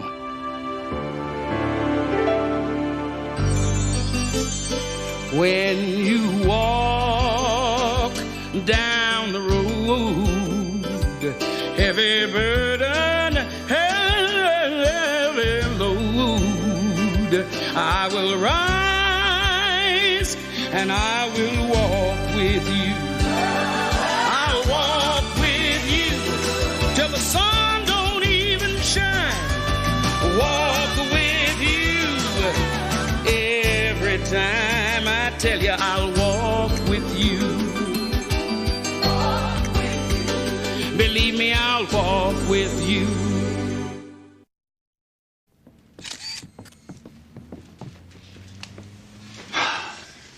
I guess this is it. Yeah, I guess so. I'm gonna miss you. I'm packing you a sweater. Thanks, Mom. I already put one in there. Oh, one more won't hurt. There is a weight limit, Marion. But then he'll want to take his favorite. I'm gonna need a minute in private. All right. We'll be in the kitchen. No, Mom, I mean, I want to be alone with April. Oh, of course. Are you okay, Mom? Fine, it's nothing.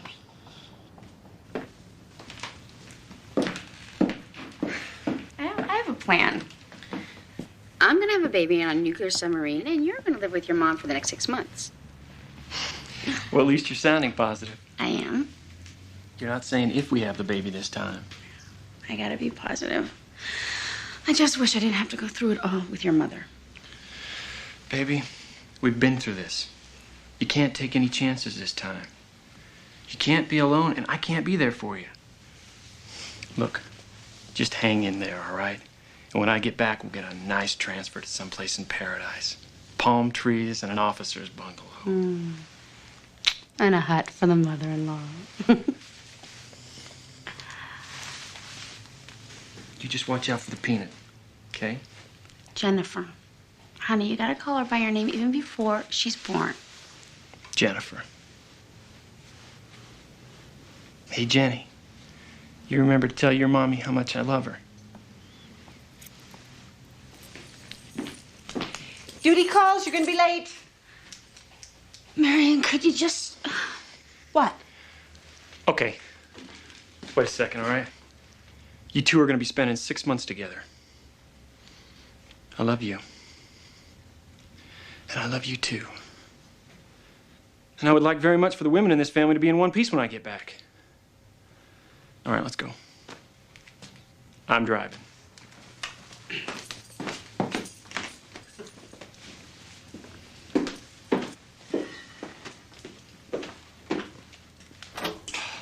What about the sweater? We'll pack it in the car.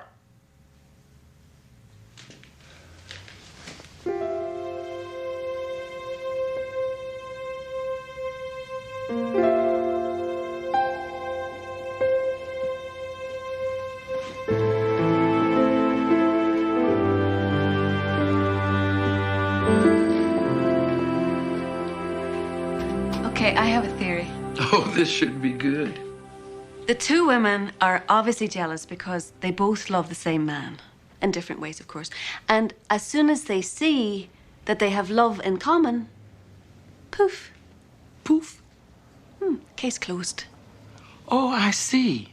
So their problem is love, huh? Yes. Well, no, not exactly. That's a dandy theory. It's too bad it's all wrong. There's more to this than meets the eye, Angel Girl. Pentimento. Pentimento.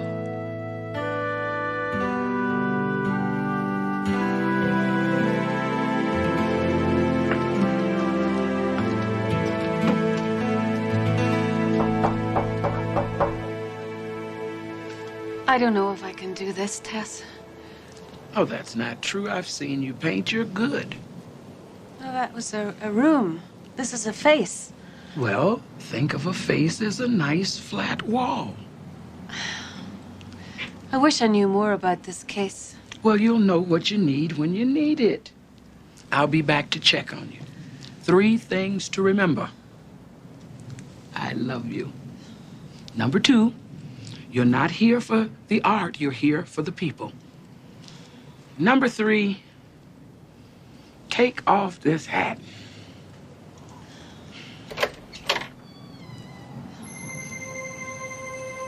Mrs. Campbell? Yes? My name is Monica, and... I'm sorry, but whatever it is you're selling, I'm not interested. Oh, no, I'm not selling anything. I have a gift for you. A gift? Yes, I'm here to paint your portrait as a gift. From whom? I don't know anything about this. It's from Neil. I know it is. My husband. My son. I guess he wanted us to do something together to take our minds off being together. Well, let's see. It says here the subject is Mrs. Campbell. Just me. What do you mean, just you? April, would Neil want a portrait taken of you the way you look now? Excuse me? I have an idea. Sure, why don't we paint both of you at the same time, side by side? Well, not at the same time then. Maybe Mrs. Campbell on the left first, and then later Mrs. Campbell on the right.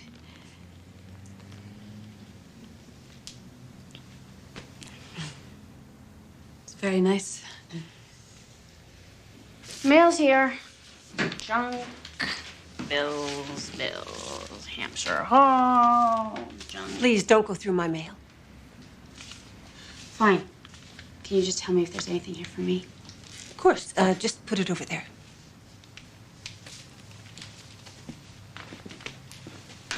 Do you think maybe you could lift your chin up a wee bit? And smile. I'm tired. You, have been looking a little worn out lately. Well, company does that to you. You're not doing anything abstract, are you? Oh, no. It's more impressionist. Do you think you could hold your hands in your lap, you know, more naturally?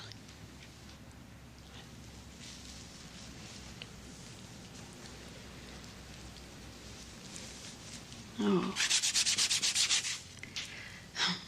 I need an eraser. You know, I could help you find one.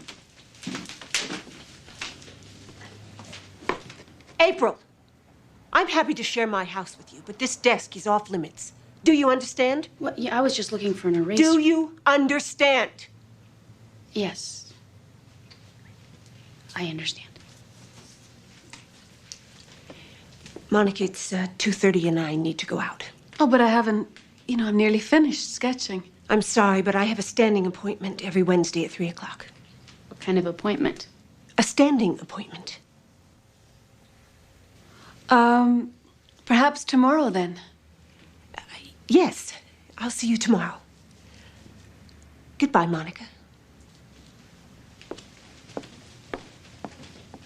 Bye. She's a very powerful woman. Oh, yeah, well, I don't think that canvas is big enough for the both of us. Monica, do you have to leave right away? No. You see, we've had 3 miscarriages, but this time we're further along than ever before. I don't know, I just feel different about this one. There. It's gonna take days before I finish this. Do you think this is too cute? It is too cute, isn't it? No, not for a baby. Oh, I can't believe I'm already tired. Why don't you sit down and have a wee rest, and I'll press on. Oh, no, that's all right. Go on, really. Please. Thanks. It's great having a real artist around the house. Oh, here.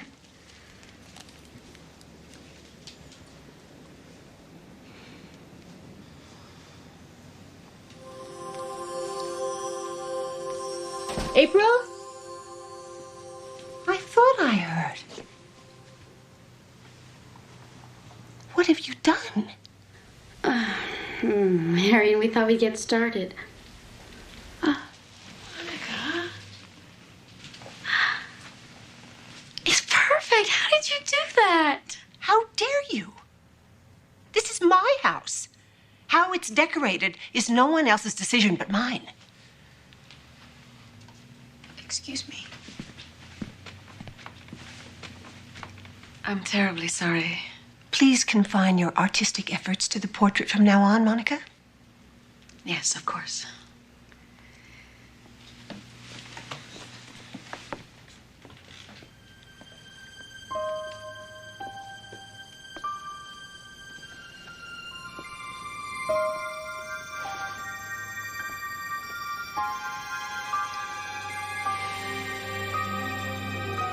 We told you this day would come. What else did you expect, Marion Jean?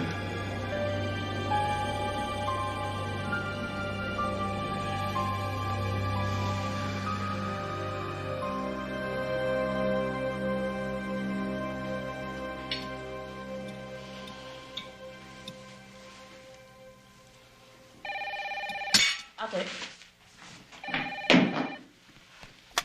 Hello? Hey, babe. Honey. Neil. Where are you? Can't tell you, sorry. But I'm definitely at a payphone with the whole Navy waiting to use the phone. I just wanted to call you and tell you I love you one more time before I hit the water. I'll go for it. Hey, are you and Mom getting along? Not at all. So she's standing right there, huh?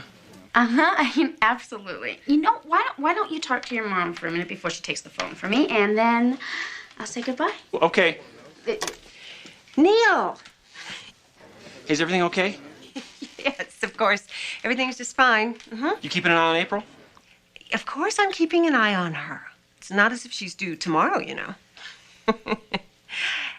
And remember to write us as much as you can, okay? Take care, honey.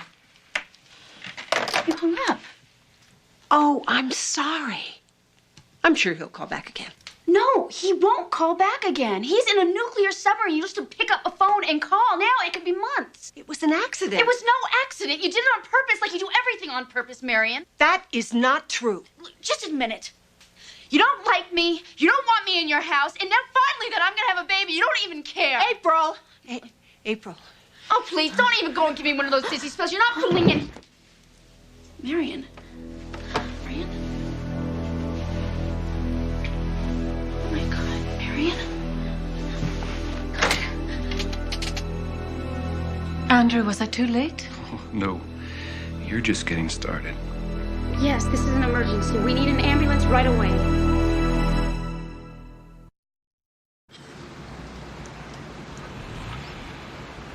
Dr. Toma, please see the nutritionist. Dr. Toma, please see the nutritionist. Here you go. Thanks. Thanks for coming with me. I don't know a soul here. I guess that's the life of a military wife. Every day I promise myself we are not going to fight. And then she says something to me, and the words just come flying out of my mouth. I don't know why. Mrs. Campbell, Yes. I have the test results. What we're looking at is aplastic anemia. What's that? Well, she's unable to produce healthy new blood cells. This has probably been developing for many months, but it reached a crisis point the other night. She's going to need a bone marrow transplant right away. God. Now, our best chance of finding a match is to use a relative, preferably a sibling. My husband is the only relative she has. He's in the Navy. He just shipped out. Okay, we're going to need to contact him right away. Now, even though the chances of a successful match are very slim, this may be our best option. I'll try. The sooner we perform the transplant, the better the chance she has. Are you saying that she could die?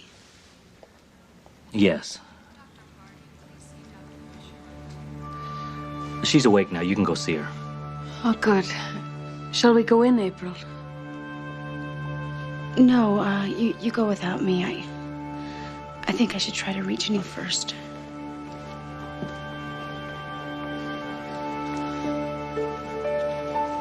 Hi. Sorry to keep you waiting. I'm Andrew. Hi, I'm Mrs. Campbell and Mrs. Monica. Hello. Hello. So you're the transplant coordinator. That's right. It's a temporary assignment. But I assure you that you will have everything you need. Now, have you been able to reach your husband? No, they're still cutting through some red tape. Nobody knows how long it's going to take. Okay. Well, I've been in touch with the National Marrow Donor Program, so we'll see if we can find a match through them. How good are the chances? They're not good. Your mother-in-law has certain antibodies, which will make locating a match like finding a needle in a haystack. Well, is there anything that I can do? Yes. Yes, you start calling friends and get them down here to be tested. Anybody, everybody that she knows. Because really, at this point, it's a numbers game. Just get her friends down here. I don't think that she has many friends.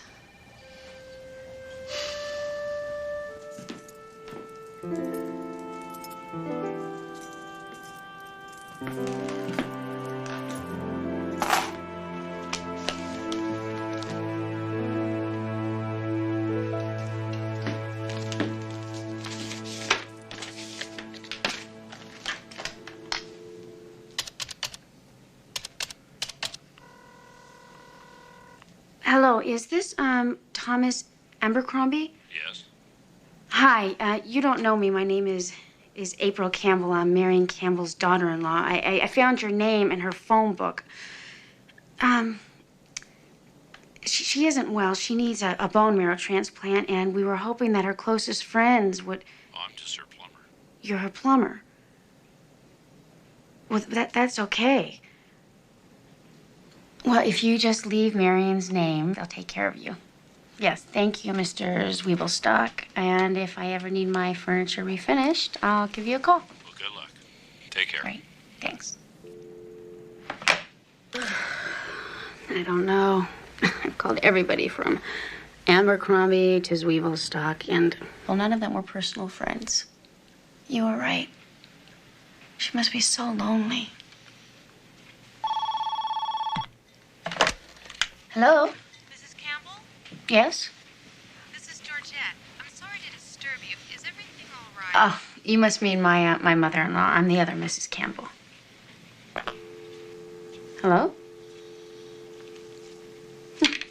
That was strange. April, I know this may be a bad time, but it may be the only time we have. I have a favor to ask.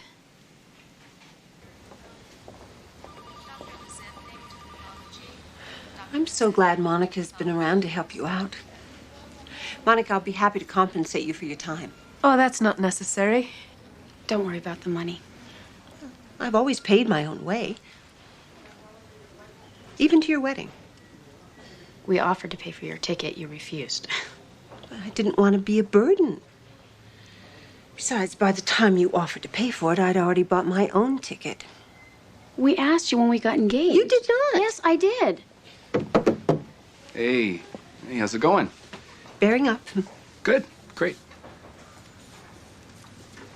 It's coming along, isn't it? Marion, who's Georgette? You went through my letters after I specifically asked you No, not I didn't. to do it? Someone named Georgette called I looking am for not you. interested in excuses. Tired and I want to be left alone. It's fine with me.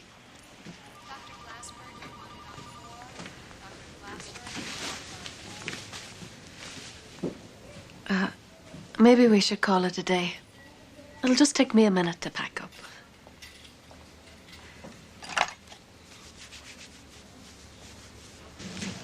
April? Hmm. Hi. Hey. How you feeling? I'm fine. How's the testing going? There's no match yet. Can a pregnant woman be tested? Absolutely. It's as simple as a blood test, really. It's a long shot, but I think it's worth it. I wonder if she'd mind. Whoa, whoa, whoa, whoa. Why on earth would she mind? I'm afraid she might not want anything from me.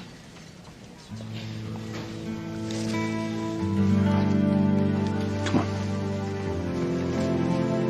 So it's gonna be a girl. Mm-hmm. Tess is a beautiful name for a girl. Yes. Thank you, Andrew. April, you're a match. That was fast. I'm the donor? Yep. There's one more thing.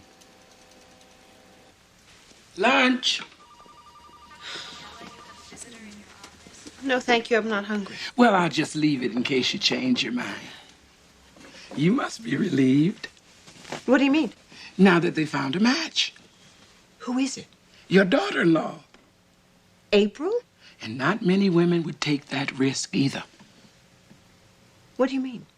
Donating bone marrow is uncomfortable for anyone, but for a pregnant woman. Could anything happen to the baby? Well, any medical procedure is risky when you're that far along. But it seems to be a chance she's willing to take. She must love you very much.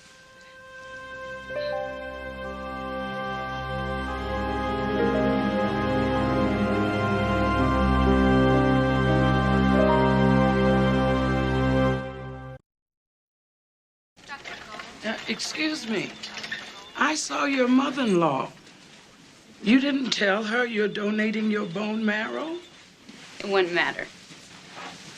I can't win no matter what I do. Still, she should be in on the decisions.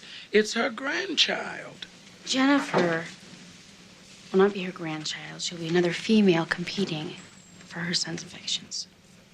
Well, honey, if you don't like her, why are you doing this? Because I love her son.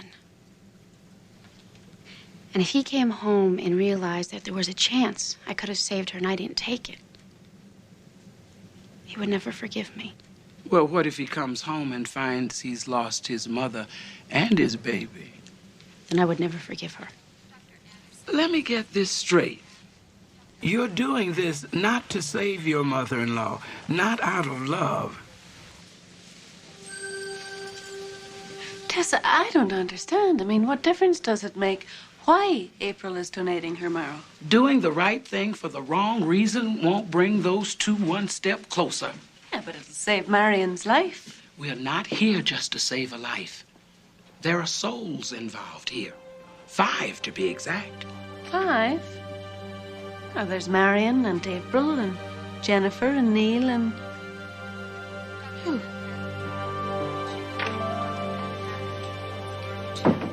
Hi. I brought you a robe. I was sure I put one in the bag for you. I wanted to talk to you. I used the robe as an excuse. I'm sorry. Wait a minute. Please. Hear me out.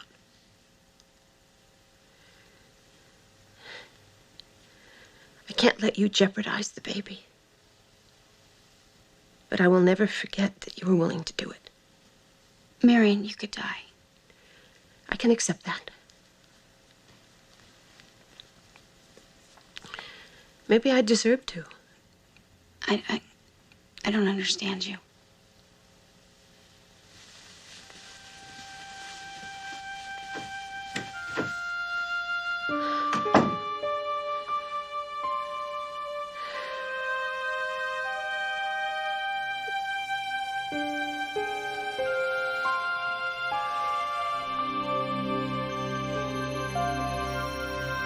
We told you this day would come. What else did you expect, Marion Jean? You broke God's law, and now you will have to pay for that for the rest of your life.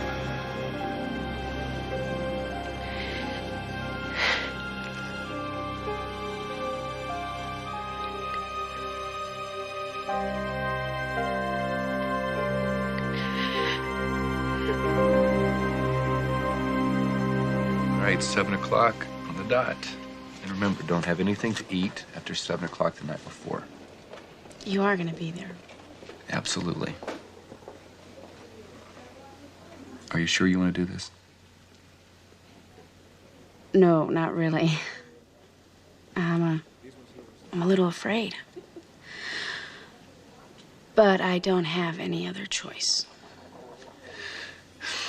You know, it's a funny thing about being afraid. It kind of has this way of getting in your face so that it's all that you can see. And there's always another choice out there. But as long as you're afraid, you'll never be able to see it. You don't have to die, you know. Keep your mouth shut till we get your temperature. You think by letting yourself die, you can protect somebody else. You die, you can't protect anybody. If you die, you're abandoning your son, your daughter-in-law, your grandchild, and the one who needs you the most. You know who I'm talking about. You cannot keep that secret forever. If you keep quiet, not only will you die, but your family will find out about it anyway. Then there'll be more questions that will lead to more heartaches because you won't be around to answer them.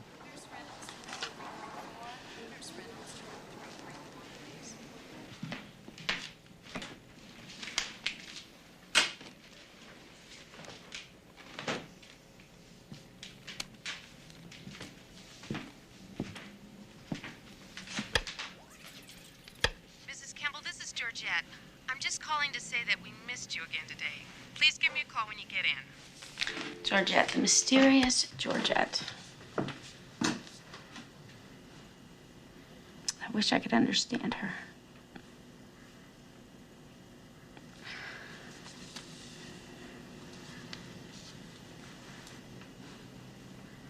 Jennifer, your grandma wants to die. So that just leaves you and me all alone. So you gotta be strong, okay? You gotta hang in there. Because I'm afraid of losing you too.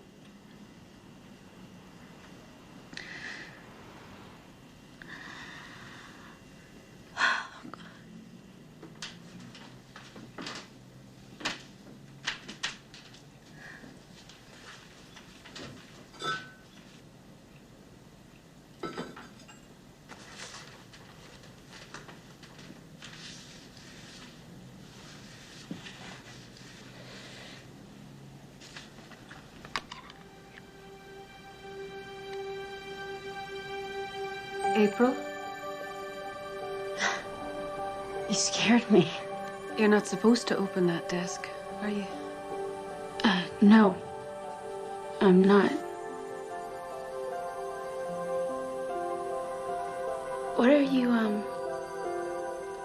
doing here? I'm waiting for you.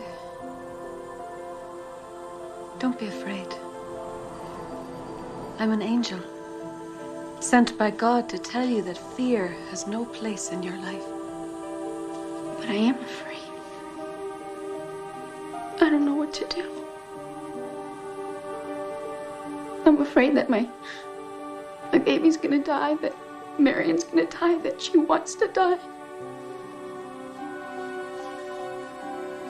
And if she does, oh God, if she does. God has many names. Jehovah, Almighty, Everlasting Father, Alpha and Omega. But do you know what he calls himself? I am. If you ask God who he is, that's what he'll tell you. I am. Not I was or am going to be, but I am. And he'll tell you, I am here because you need me to be. And April, if God is here, right now, then what is there to fear? There is so much that God wants to show you, but your fear gets in the way. Give it to him. Right here, right now. And then you will see that the answer is right there in your hand.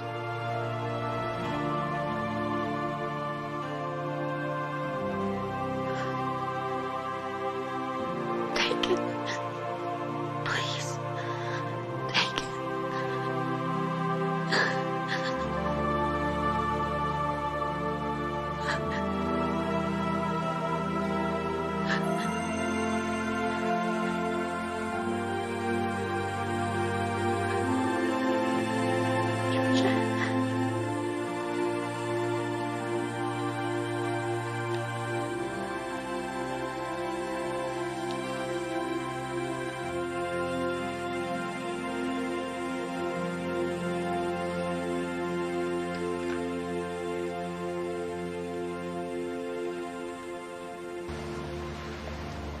I'm very sorry to hear this.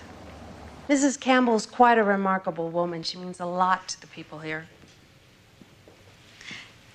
She sends you money every month. Money, clothing, books, whatever she can get her hands on. She's never missed her weekly visit, which is why I called. I'm sorry, I just don't understand. If she volunteers here, why does she keep it a secret? That's why I asked you to come. Under any other circumstances, I'd keep this confidential. She's always insisted on it. But if it's a matter of life or death, then there's someone in here you should meet. Hi, Tommy. Hi, Georgette. Do you know who this is?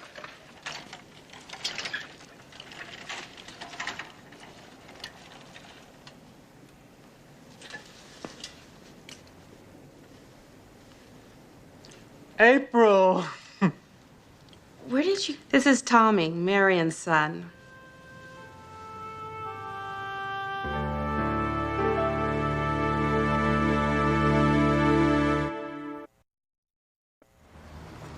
One more minute, and I'll be all finished. I can't wait to see it when it's done. There's no hurry. Patience is a virtue. He who hesitates is lost. Haste makes waste.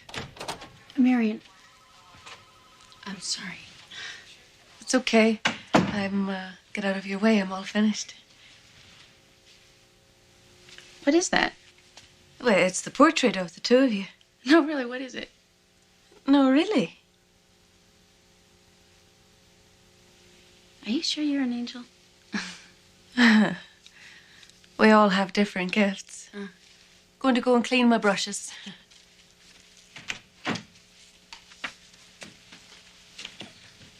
Marion, I need to talk to you. There's nothing to talk about. I'm not taking your marrow. I saw Tommy.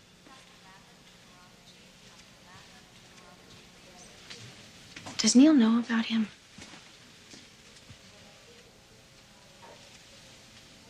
Why haven't you ever told him? It's none of your business. Yeah, but what about Neil?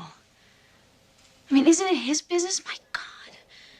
Marion, he has a brother. Shouldn't you have at least told him? Is there nothing sacred to you? I take you into my home. And this is how you repay me, by invading my privacy, going through my things? I didn't do that. Get out of here. Do you understand? Now get out of here. Get out!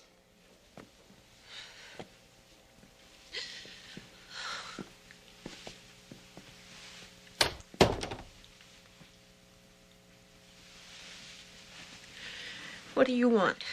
I think the question is, what do you want? What do I want? What do I want? Oh, God. Just some peace. That's all I want, is just a little peace. Well, that's definitely something you can have.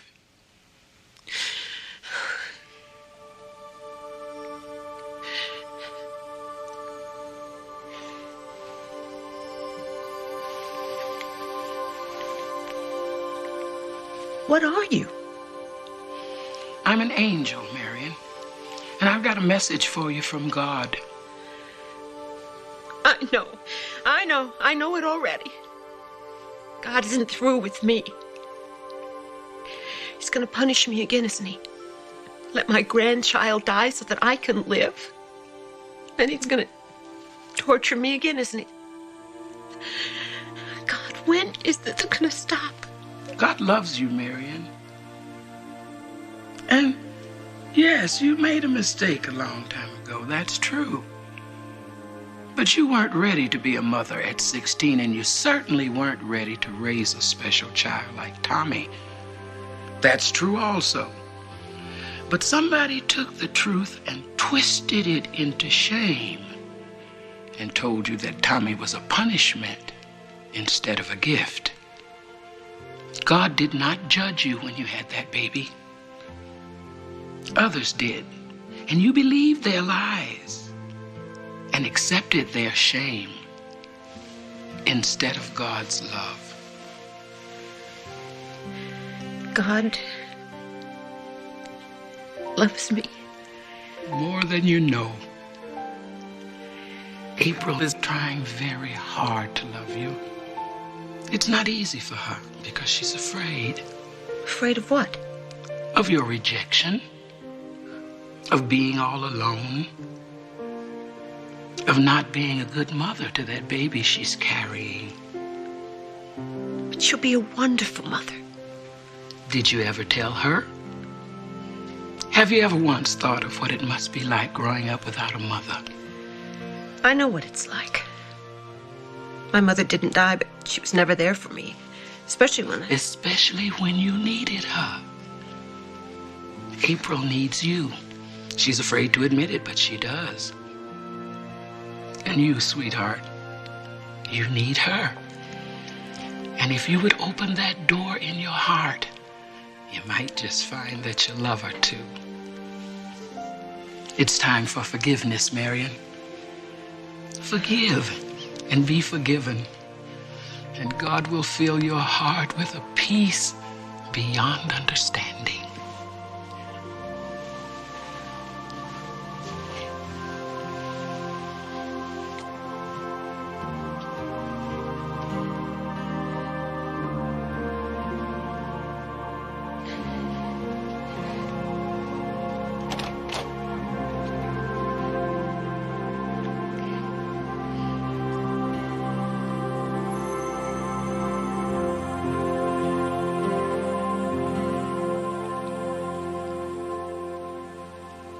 Marion, I'm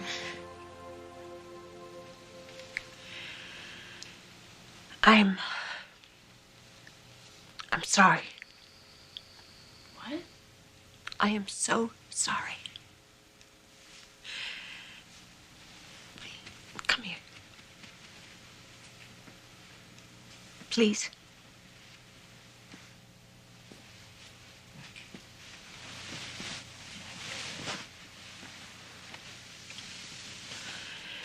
I was 16.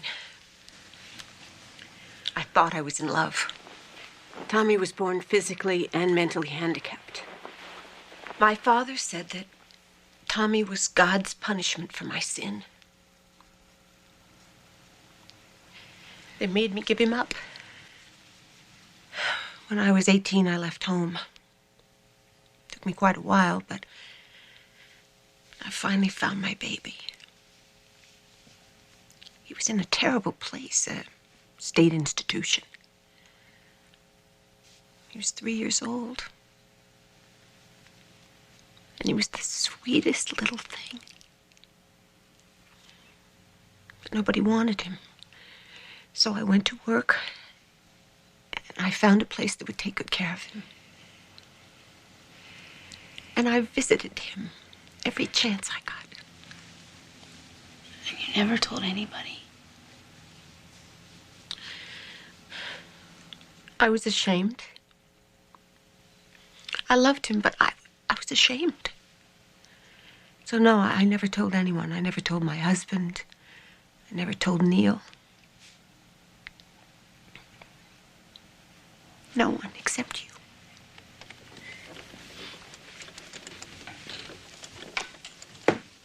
Hello? Tommy. Mommy. No. They told me you were sick. I'm just a little tired. You don't think I know, but I do. You could die. You could go away forever and never come back. But I can help.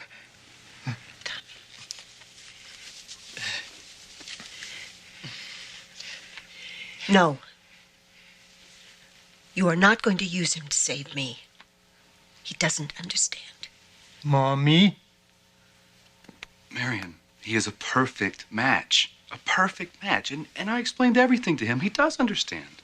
Mommy, please, I want to help you. I want to do something that matters. Everything you've ever done has mattered, Tommy. Did you tell her, April? Tell her what, Tommy? April's going to have a baby. I know. And she is going to be a wonderful mother.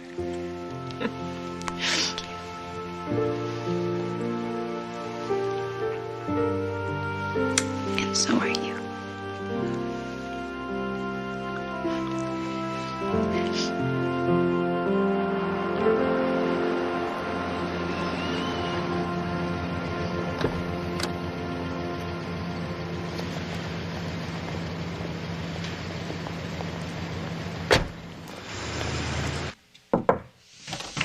Come in.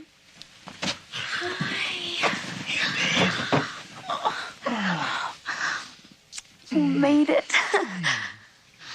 Red Cross picked me up as soon as we surfaced. Is everything okay? Everything's fine with me, your mother, and baby Marion's fine. Marion? What happened to Jennifer? Well, we'll just have to work on her for the next time. Neil! Mom! Oh, Neil. Tommy, this is your brother. I know. Hi, bro. Hey, buddy. And here's your daughter.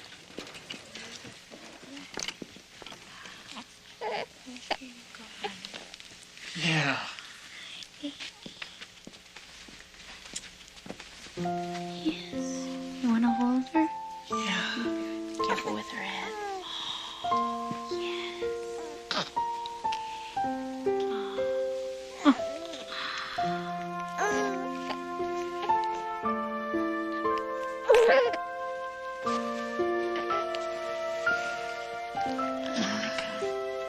I just came to say goodbye.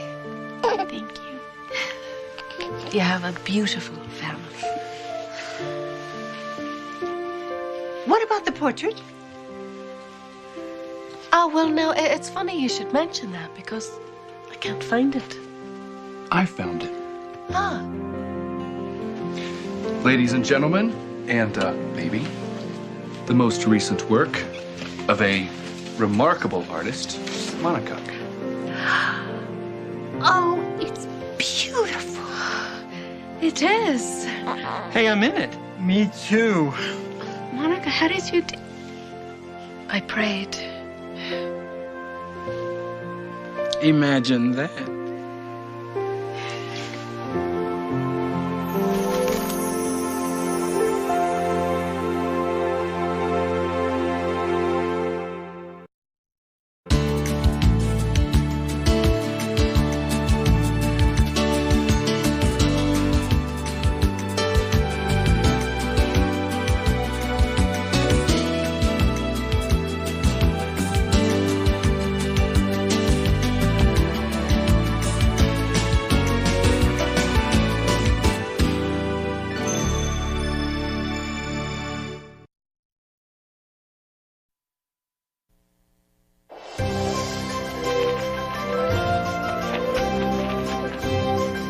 To be or not to be? I would definitely say not to be. Oh, Tess, I just love Shakespeare. He was a strange little man. He kept writing down everything and saying, alas. He really talked like that. Drove the local folks crazy. Okay, give me a TO and grab some bench. Come on, don't make me give you laps. That means shut up and sit down. Hey, guys,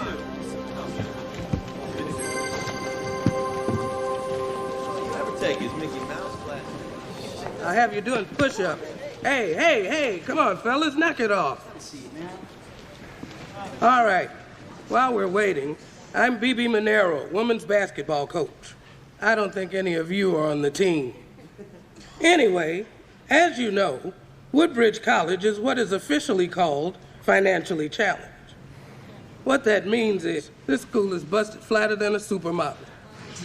So this year, I'm going to do basketball, and I'm going to be in charge of the theater department. I'm really looking forward to this assignment, too, because I figure I'll expand my horizons, and I can really use the extra $60 a month. Now, as my first official act as head of the department, I have hired one of the greatest actors of daytime television to teach our class. He's a little late, but hang tough. Who are they waiting for? Our assignment. He's late.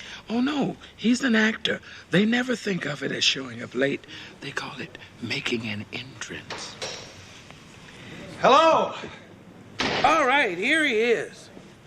Hey, you know him as Malcolm Elliott from the daytime drama, The Young and the Yearning. He's Joel Redding. I think my mom had a crush on him a million years ago. You know, I never missed a day. I wouldn't even schedule basketball practice at 2 o'clock so I could watch this show. Well, I'm flattered. You're flattered. I'm flattered. You're the greatest. Now that Malcolm's toast because he was poisoned by his aromatherapist, Joel has decided to join our faculty as a visiting professor. Or until they need his twin brother. Thank you, Coach. Well, I know why you all are here, but you may not know why I'm here, why I left New York and said goodbye to Malcolm Elliott, who earned me 11 years of work and 4 Emmy nominations. I left that soap opera and walked into this theater because the theater is not only where an actor truly bears his soul, it's where he learns that he has one. And I'm ready to share that with you. Now, I know that most of you are undergrads, although we do have a couple of grad students here, and that I'll be working very closely with all of you. Now, don't waste your time, man. It's just an old TV guy from the Wax Museum. Everybody will get a chance. I hope that you'll all decide to participate in the community fundraiser that I'll be developing. I've decided to make it an evening of Shakespeare, and I hope to see you all at the auditions. It should be a lot of fun. So, thank you. Okay, practice tomorrow night, 7 o'clock. And remember, no street shoes on the stage. Okay, class dismissed. So why are we here? All the world is a stage, baby, and everybody has the part to play. Unfortunately, for his son, that's all Joel has. His son? Marshall. Marshall adores his father. But just about all he knows about him is what he sees on TV. And the man is not going to be on TV anymore.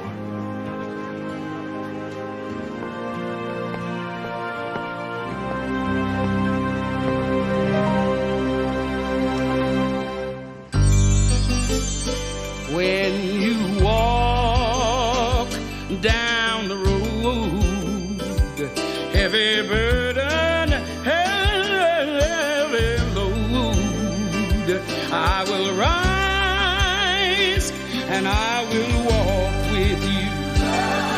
I'll walk with you till the sun don't even shine. Walk with you every time. Tell you I'll walk with you. Walk with you. Believe me, I'll walk with you.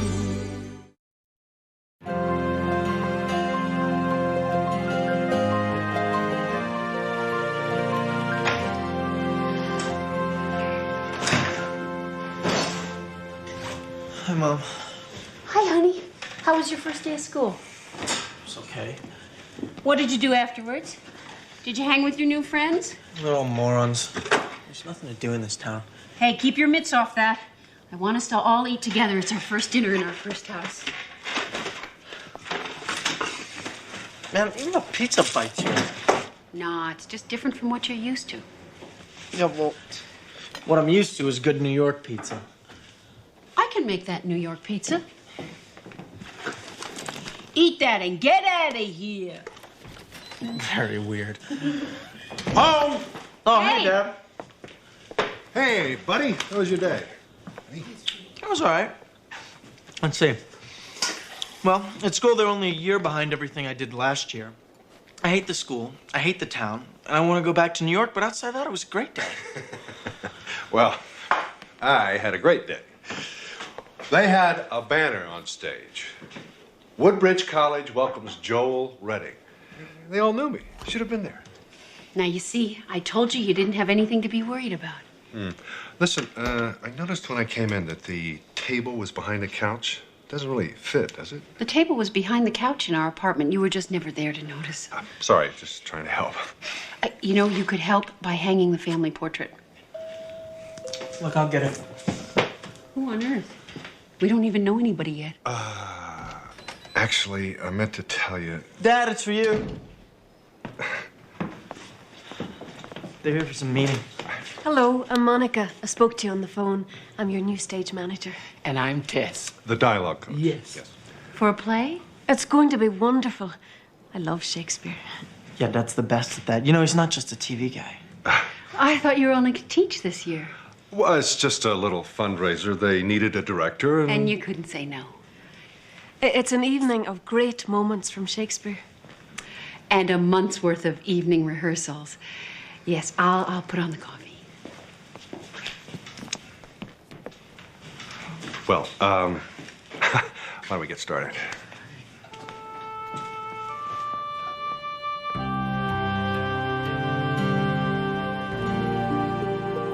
Oh, wonder. How many goodly creatures are there here? How beauteous mankind is. Oh, brave new world that has such people in it. That's very good. I have a scene from Romeo and Juliet that should be just perfect for you.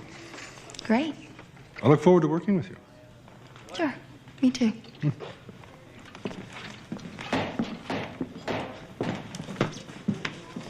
The old charm is getting old. That's a sign. Must be a difficult time for a man. They call it midlife crisis, but if he isn't careful, it's going to be a crisis for everybody real soon. That's your cue.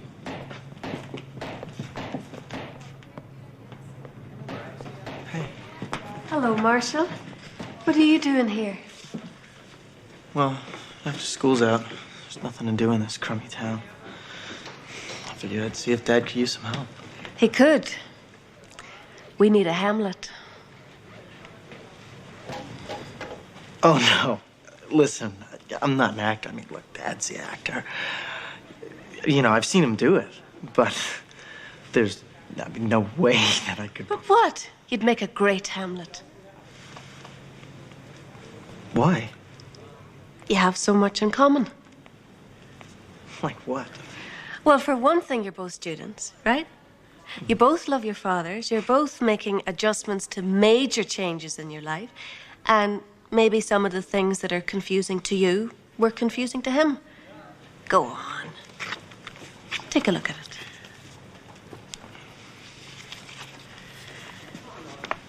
To be or not to be? Yeah, you see, here, Hamlet is confused, but in this case, it's about whether to live or to die. Yeah, I know what it's about. But I'm not confused about living. No, of course not. I mean, I wish I was living somewhere else, but... Oh, well, you see, think of that when you're reading it. And put that feeling into your audition.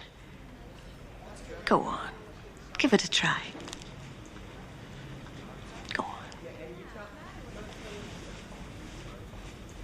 Friends, Romans, countrymen, lend me your ears.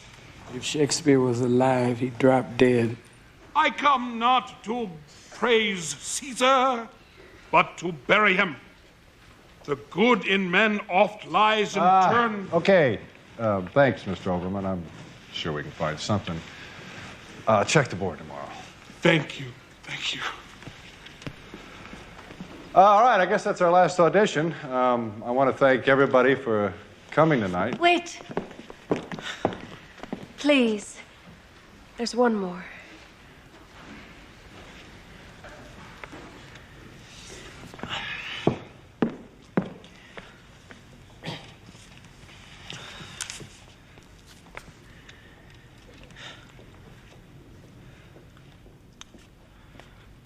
To be or not to be?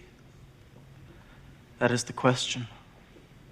Whether 'tis nobler in the mind to suffer the slings and arrows of outrageous fortune, or to take arms against a sea of troubles, and by opposing end them. To die. To sleep no more. And by sleep we say to end the heartache and thousands of natural shocks that flesh is heir to. To die. To sleep. To sleep. Perchance to dream. Aye, there's the rub. For in that sleep of death, what dreams may come when we have shuffled off this mortal coil must give us pause.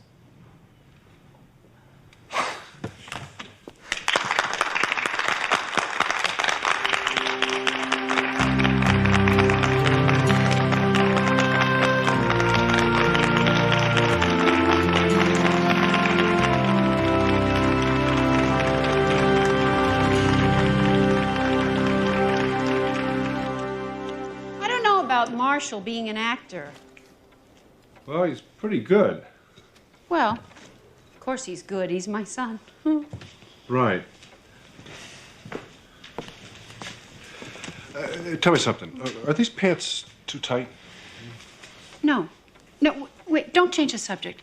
You know, Joel, you never finished college. I don't want Marshall distracted like you were. Honey, I was distracted by you. Hey, don't try your charm on me. Listen, he's got to keep up with his grades. I'm serious. I really don't want him to end up... What, like me? I didn't say that. On guard. Another hit. What say you? A touch, I do confess. Oh, not with my sourdough. Oh, well, here, give me this.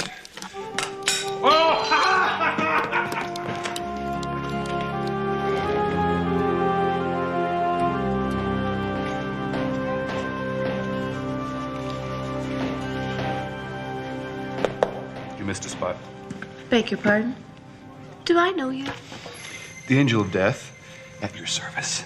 Andrew, put that away before you hurt somebody. Hey, you're supposed to tell me how dashing I look. Monica, this is Andrew. He's teaching me how to sword fight.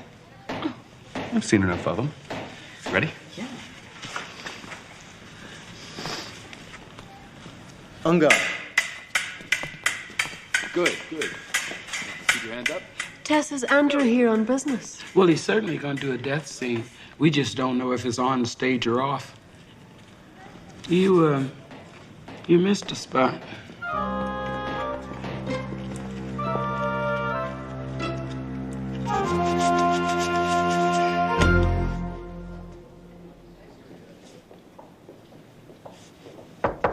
Come in. How you doing, Mr. Shakespeare? Malcolm's croaking today. Don't you want to see your own character hit the buzzer? I really have a hard time watching myself on camera. Well, believe me, you're smoking. Whatever you remember about me, Katrina, remember that I never stopped loving you. I never got to tell you. I'm not just your lover. I'm your...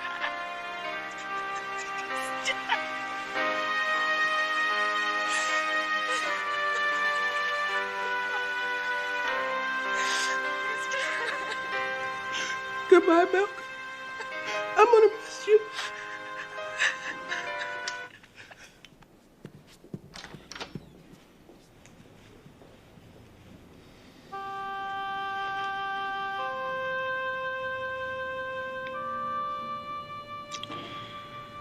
Out, brief candle. Life's but a walking shadow, a poor player who struts and frets his hour upon the stage. Karen. Mr. Redding. Oh, please, call me Joel. I really need your help. Sure. What's the problem? Well, it's this line here. Sweet good night, this bud of love by summer's ripening breath. I just don't feel it. By summer's ripening breath may prove a beauteous flower when next we meet. Good night, as sweet repose and rest come to thy heart as that within my breast. Here. Why don't we take it line by line?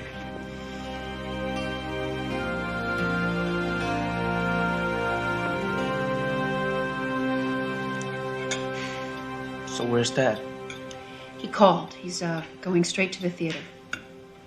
Why didn't you tell me? Honey, how was school today?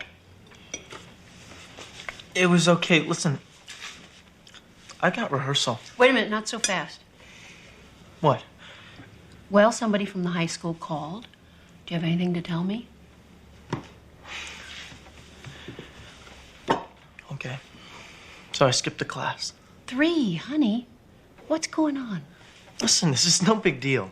Okay? I know all that stuff. Where were you? I was working on my lines. Instead of going to school? Listen, I don't like school. I like acting. You know, and I want to help out Dad. I'm sorry, school comes first. Well, not to me, it doesn't. Listen, I am still your parent. Well, so is Dad. Don't even start with that. You know, just because your dad is around more now doesn't mean that my opinion doesn't count anymore. You know, why don't you get off my back? You know, I had a life until we moved to this place. Marshall, I'm on your side. Oh, no, you're not. You made Dad give up everything and move here, to this pathetic town. You don't understand. No, I do understand. Listen, I'm miserable and Dad is miserable. And don't tell me you had nothing to do with it.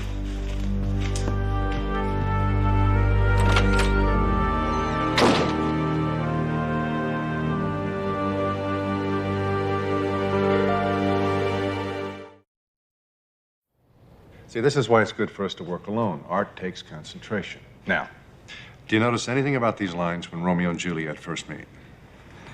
No, okay. It's a sonnet. 14 lines. Romeo's first touch should be electric. Here. Let me show you. Look at him. I can't believe he's doing this. Well, honey, he thinks his best days are over, and he's trying desperately to hold on to somebody or something that still makes him feel like a man or a star. Well, which one of us is going to stop him? Neither one of us. God made us angels, not police. Now, we can hope and pray that he makes the right decision, but the choice is his. Sin from my lips. Oh, trespass sweetly urged. Give me my sin again.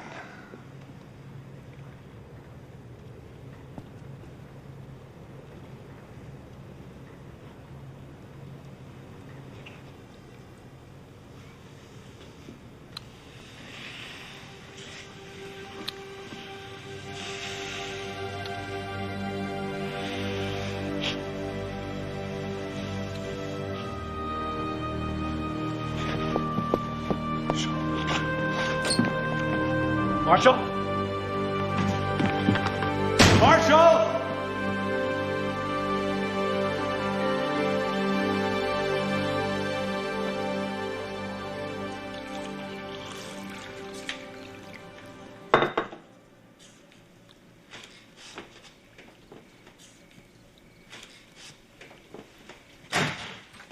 Hi, rehearsal over?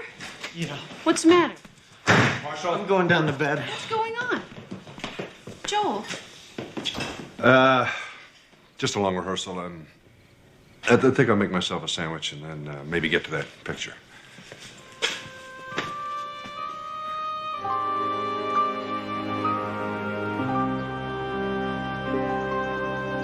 Morning, Mom. Where's Dad? He's already gone. Marshall, have you seen the ladder? Yeah, it's at the theater. Graveyard of every tool in this garage. Blueberry pancakes? Yeah, sure. Listen, Mom. Everything's gonna be okay. What's gonna be okay? Well, you know, school's getting better and everything, and, you know, the show's gonna be over soon, so we can be a family, you know, like you wanted.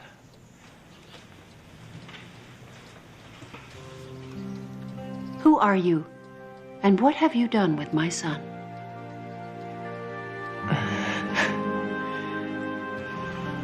I am weary. Give me leave a while. Fie, how my bones ache. What a jaunt have I had. I would thou hadst my bones and I thy news. Wait a minute. Stop. I've had this long, fat jaunt, so I got to sit down. Good idea. Babe, got a minute. Yeah, take 5. Great. What's up with this invoice? 14 Elizabethan costumes? Yeah, what do you mean? Elizabethan. I thought we were doing Shakespeare. And whatever it is we're doing, we only got $65 to do it with. That's our entire budget? I couldn't buy a ruff for $65. Who wants to buy a ruff? What is a ruff? A ruff is what an actor wears that forces him to stand in a certain way, a Shakespearean way. He has to adopt a formality which is matched by the formal language that Shakespeare gave his courtiers. You know, my dog wore one of these once so he wouldn't bite his stitches out. But let's talk. I got a little money from the Wiener concession. So, maybe if I could come up with some dough for your Shakespearean finery, maybe you could find something a little thespic for me. Maybe. Yeah, sure.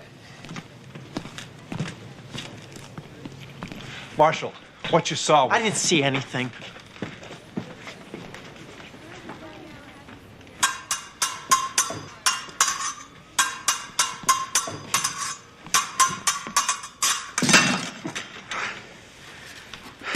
Marshall, come on, you're not concentrating.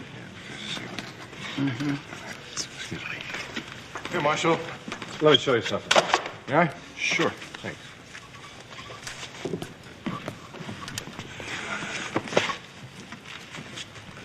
Okay, let's go. On guard.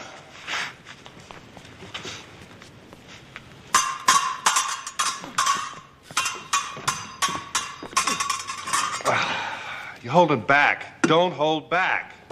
All right, from the sixth, Perry. On guard.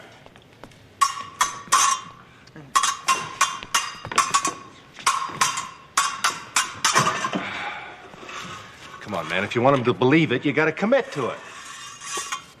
Let's go from the top. You should talk about commitment. On guard.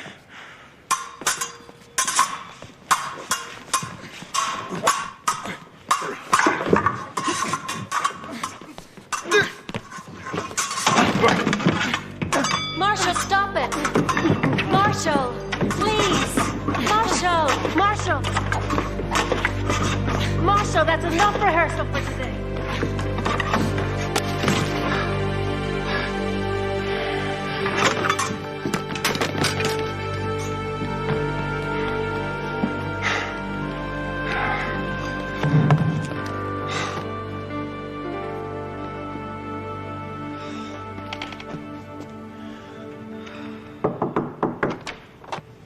Hey. Tay. I guess you got more out of those fencing lessons than either of us thought. Whatever the problem was out there, dueling is not the way that people work things out these days. Why don't you try to talk to him? Because I've got nothing to say to him. Ooh, I don't know. You can start with the truth. It's always a good technique. Now, it might not be pretty, but you got a pressure cooker that's building up in you. And the truth is kind of like a safety valve, you know? You just let it out even and slow. And just maybe you won't blow up all at once. And one other thing. I'd pack away the swords first. I'll see you out there.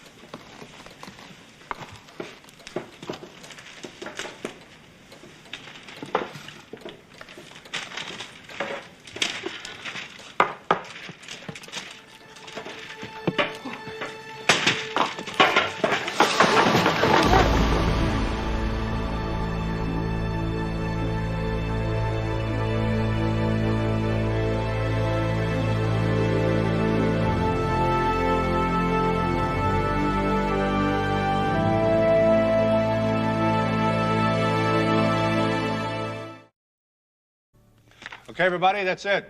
Go home, take a rest. And remember, I want all lines memorized by tomorrow. Good work. Good night. Get out of here. Hey, you want to grab something? See you later.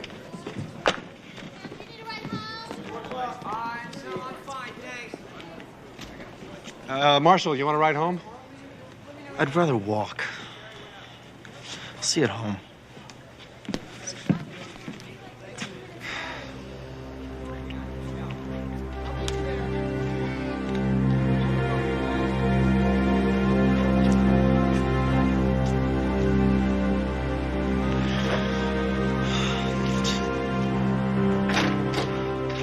Mom?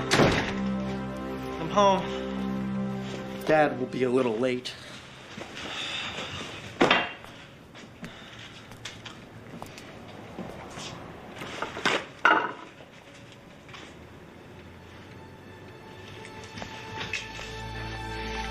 Mom? Mom? Mom? Mom!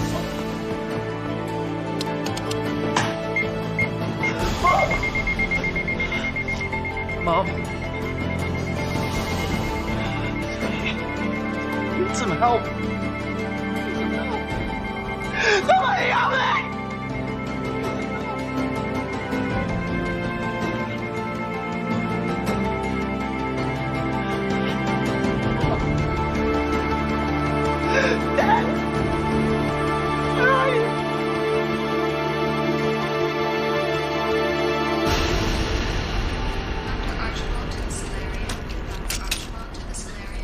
Marshall, what happened? I don't know. I mean, I got home and she was just lying there, bleeding. Have you seen my dad? I'm sorry. How is your mother doing, baby? I don't know. I mean, they keep coming and going, but they don't tell me anything. Well, we'll just see about that. Are you okay? Where's my dad? Don't worry. I can guess. Mr. Nurse, there's a young man down there waiting outside of his mother's room where she's been in there for several hours, and nobody has had enough compassion to let him know what's happening with her. Hush, hush. Now, you get me a doctor, get me some facts, or I will go into that room myself, and nobody, and I mean nobody, is going to stand in my way. Do you understand me? Now, where would you like me to get a doctor? Just hush up. Just do it, and do it now.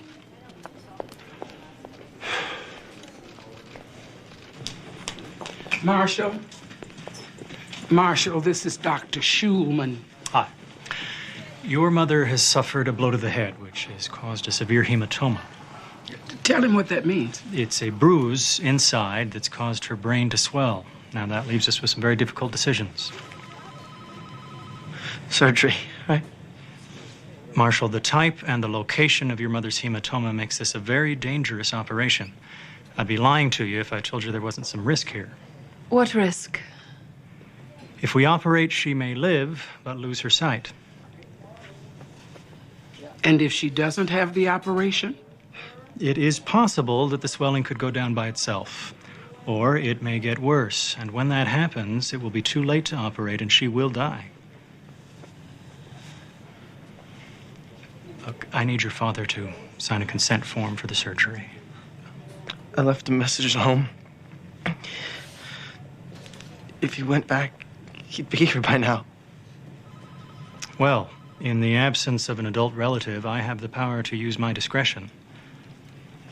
Look, Marshall, you're her son. What would she want? Mom's a fighter. Go ahead. Do the surgery. Doctor. If somebody had found her sooner, would it have made a difference? Look, don't beat yourself up over this. This is not your fault.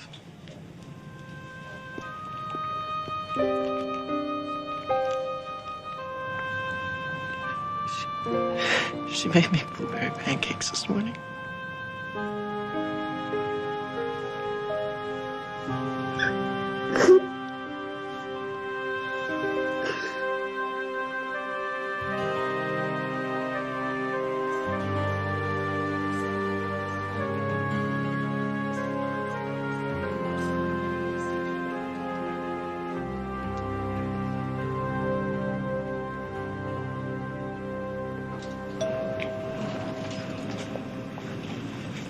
Nurse? May I help you? Yes, my name is Joel Redding. My wife was brought in here earlier today. Can you tell me Thanks for dropping by. what happened? Since when do you care? Marshall, calm down and tell me what's going on I here. don't want to talk to you. Marshall, what happened to your mother? Tell me. please. Look, cut the act, Dad. Because you don't care about her and you don't care about me. Well, you care about your bimbo. Marshall, let me explain. I was with Karen, but we were rehearsing. Rehearsing what, huh? Don't lie to her! Don't! Marshall, stop it! Marshall, that's enough. And Mama's gonna hate you, too. If she lives.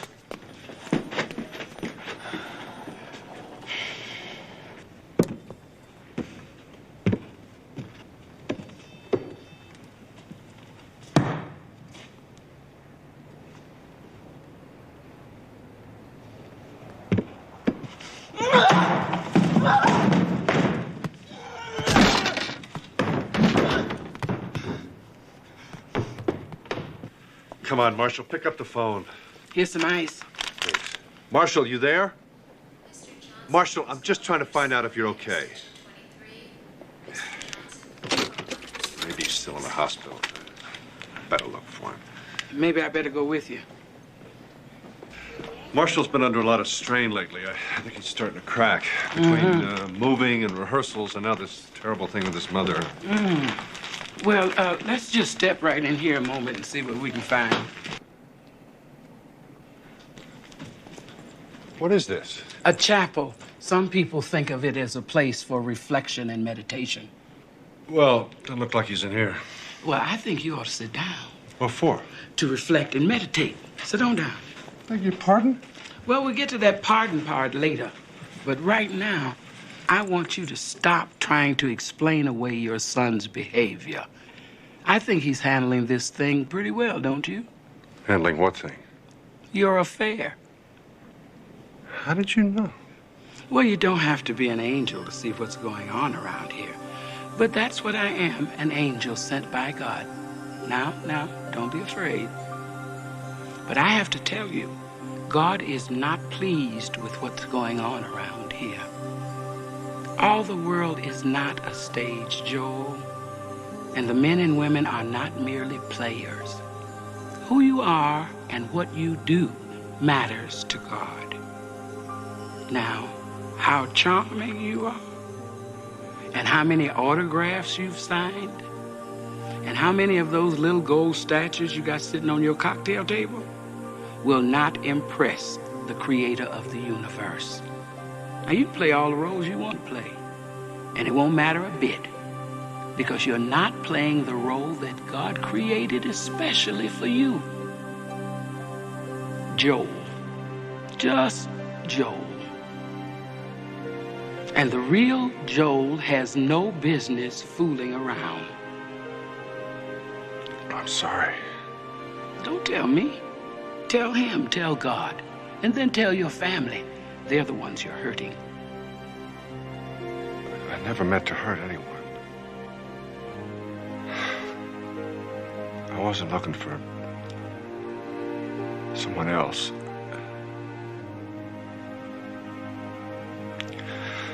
I just needed to feel better about myself.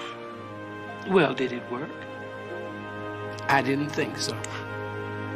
And another thing, what do you care about being loved as a TV star when you're already loved as a father, a husband, and a child of God? Help me. Don't ask me. Ask him. God is your helper, and he loves you, and he is listening.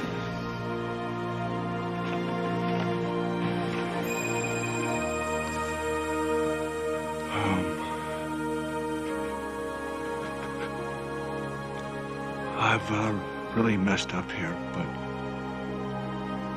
I guess you know that. I don't deserve it, but I could use a little help here. Please. Help.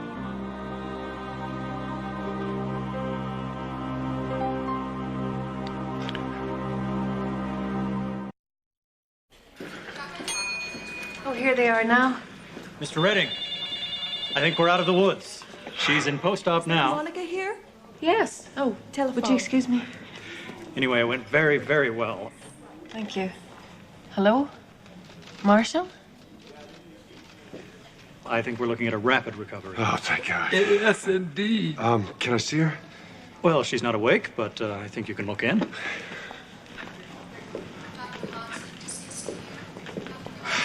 It went quite well, they tell me. Sometimes I'm just an observer. I just spoke to Marshall.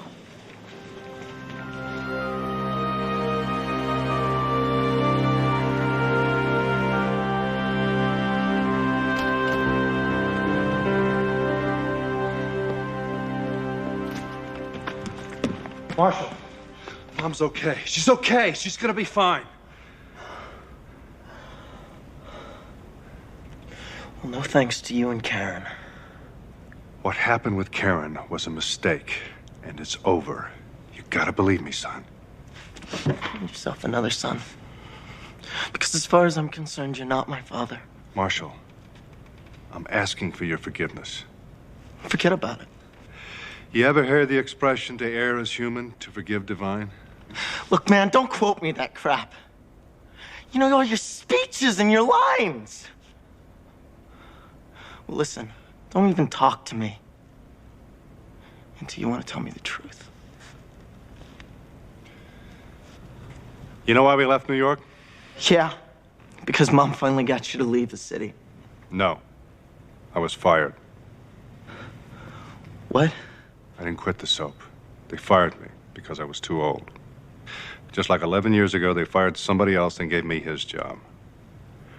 We're here because it's the only job I could get. I didn't have the guts to tell you the truth.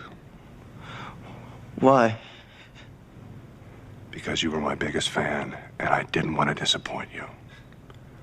Ironic, huh? I'm sorry I hurt you. I'm sorry I hurt your mother. But I felt like such a loser coming here. I just needed to be wanted by somebody. I forgot I already was. Your mother didn't make us leave. All she ever wanted was a family. As do I. What I did was wrong. And I'll never do it again. Well, I still can't forgive you. The quality of mercy is not strained. It droppeth as the gentle rain from heaven upon the place beneath. It is twice blessed. It blesseth him that gives and him that takes.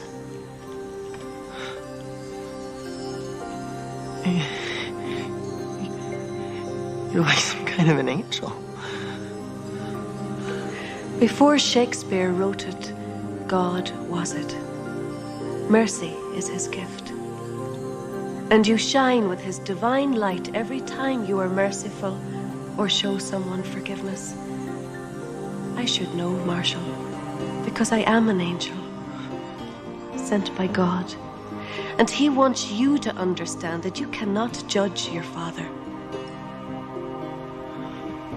But you can forgive him.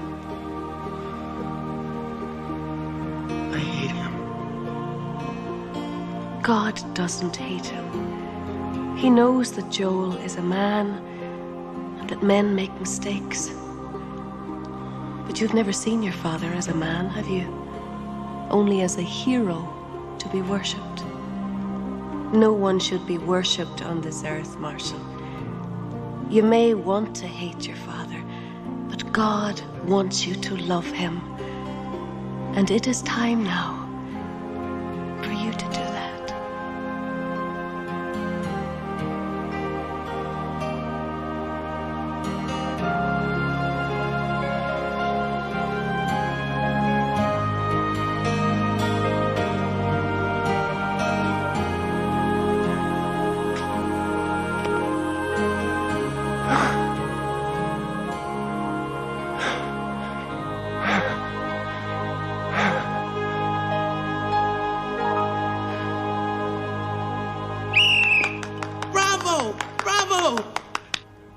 A slam dunk. How did you do that with the lights?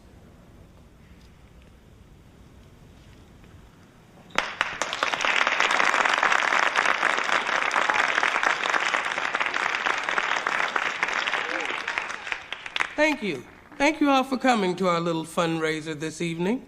You've given this old theater a new lease on life, and it makes me happy to know that you were all so willing to show this old building a little mercy. 'Cause you know, the quality of mercy is not strained. It droppeth as the gentle rain from the heaven upon the place beneath.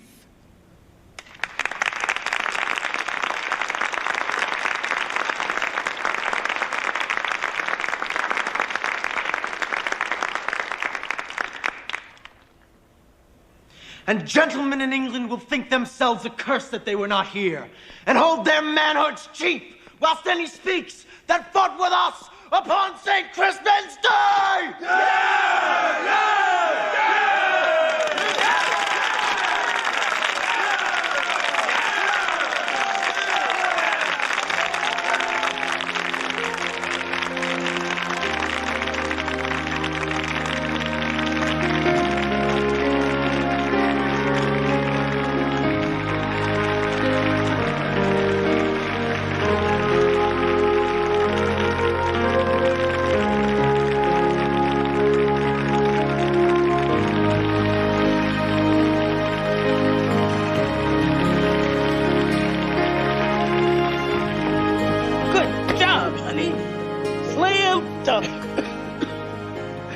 Nothing but net.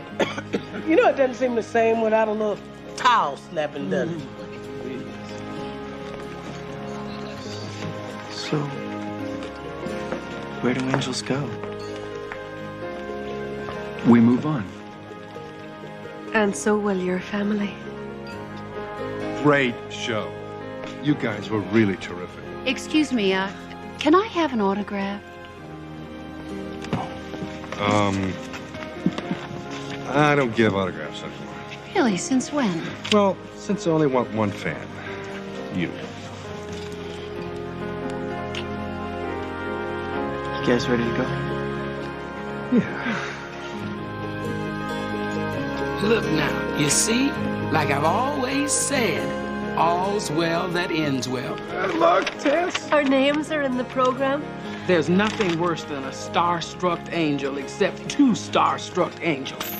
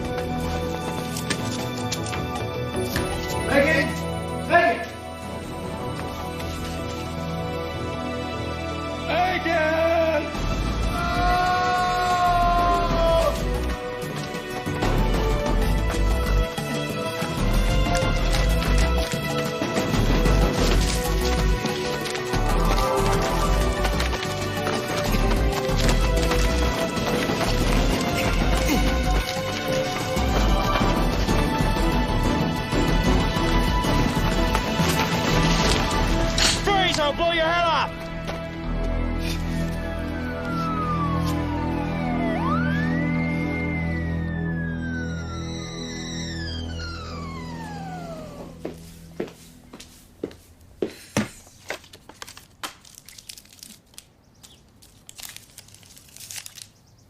You are a calm and graceful presence.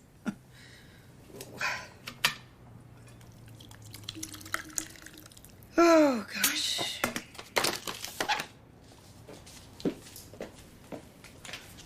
Get tea. No fortunes.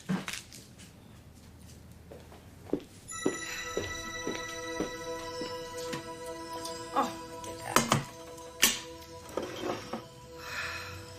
don't understand what people see in tea. How could they not prefer coffee? But I suppose just as there are cat people and dog people, so too are there tea people and coffee people. And listening people and talking people. That's Kate Prescott. She's your assignment. She doesn't look like she needs an angel. She doesn't. Right now, she needs a friend. Later on, she's going to need an angel. And you're going to have to do both.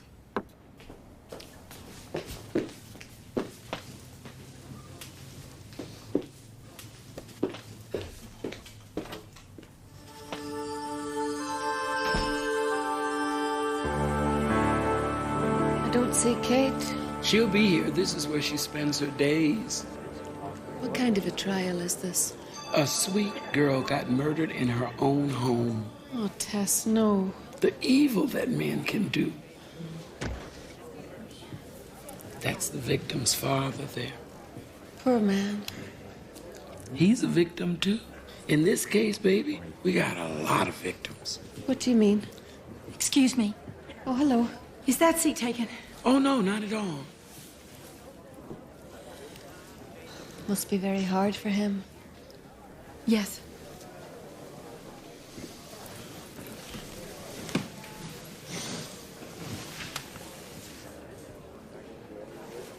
Come on.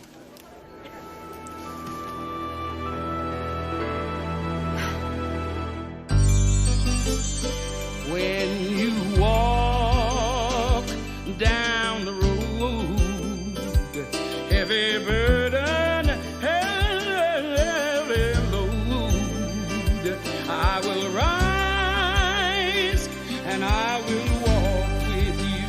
I'll walk with you till the sun don't even shine. Walk with you every time. I tell you, I'll walk with you. Walk with you. Believe me, I'll walk with you. Dr. Hayes, based on your examination, were you able to establish the cause of death? Yes, 2 bullet wounds to the upper torso, .22 caliber. One was superficial in the shoulder area, the other pierced the heart. Death was instantaneous. And did you notice anything unusual about the path of the bullets? Objection. Your Honor, the prosecution is leading the witness. He's an expert witness. I'll allow it. Yes, there was something unusual. The bullets had a severely downward trajectory. And that told you what? That either the perpetrator was 15 feet tall or the victim was on her knees when she was killed. On her knees? Like she was begging for mercy? Objection. Withdrawn. The jury will disregard Mr. Reynolds' last question. Mr. Page, what was your relationship to the deceased? She was my daughter. Would you please tell the jury what happened on the night of April 4th of this year? Megan had come home from college. It was a surprise. She had a long weekend and she had decided to spend it with me. She made dinner. Just the 2 of us. And she wanted to talk. Not about anything, just be together and talk. But I wanted to get some ice cream. So she cleared and I went out to get it. I was gone about half an hour. And as I pulled into the driveway, I saw somebody coming out of the house. His back was turned to me, but when my headlights hit him, he turned around and I saw his face. Then he ran away, and I saw the door was open. And I ran into the house. Megan! Megan! And she was lying there. Megan! And there was a lot of blood. And I tried to put something over the wounds. But there was too much blood. Mr. Page, the man who you saw outside your house, do you see him in the courtroom today?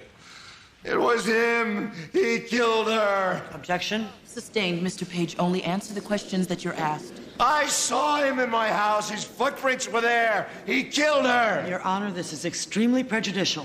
Jury will disregard. No, don't disregard. He killed her. Order. Order. Bailiff, please remove Mr. Page from the courtroom. He killed her, I'm telling you. He did it. He killed my daughter. There's no doubt about it. Order He's in the the one courtroom. who did it. He's the one. This court is adjourned until 9 o'clock tomorrow morning. Members of the jury are reminded not to discuss this case amongst yourselves or anyone else. I'm sorry. This must be very difficult for you. Tommy. Mom.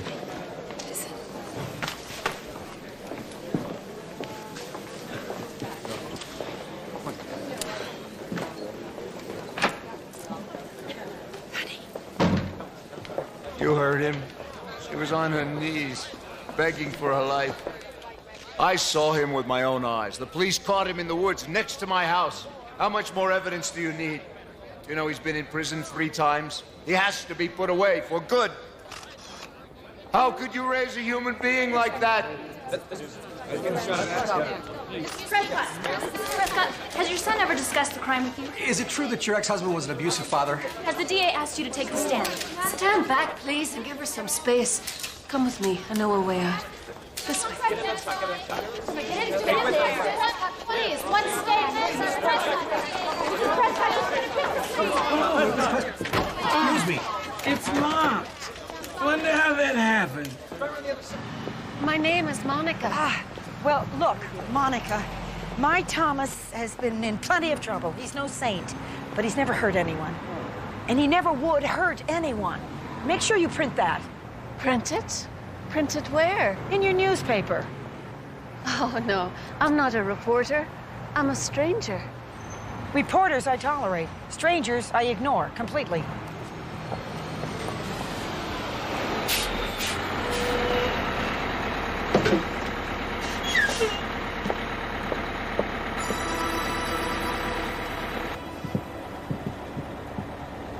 Is this seat taken? Yes. It's a public bus, honey. You come on, and you can sit wherever you wish. How are we today, Mrs. Prescott? Can't complain. It wouldn't do any good anyway. Look, please, I'm on a schedule here. Who's your friend? Don't have any friends. I'm Monica. Hi, Monica. I'm Mrs. Angeli. That's like Angel, but there's an I at the end. Hello. Mrs. Prescott and I, we go way back, don't we, Mrs. Prescott? Way back to 3 weeks ago. Ever since she began coming to court. It's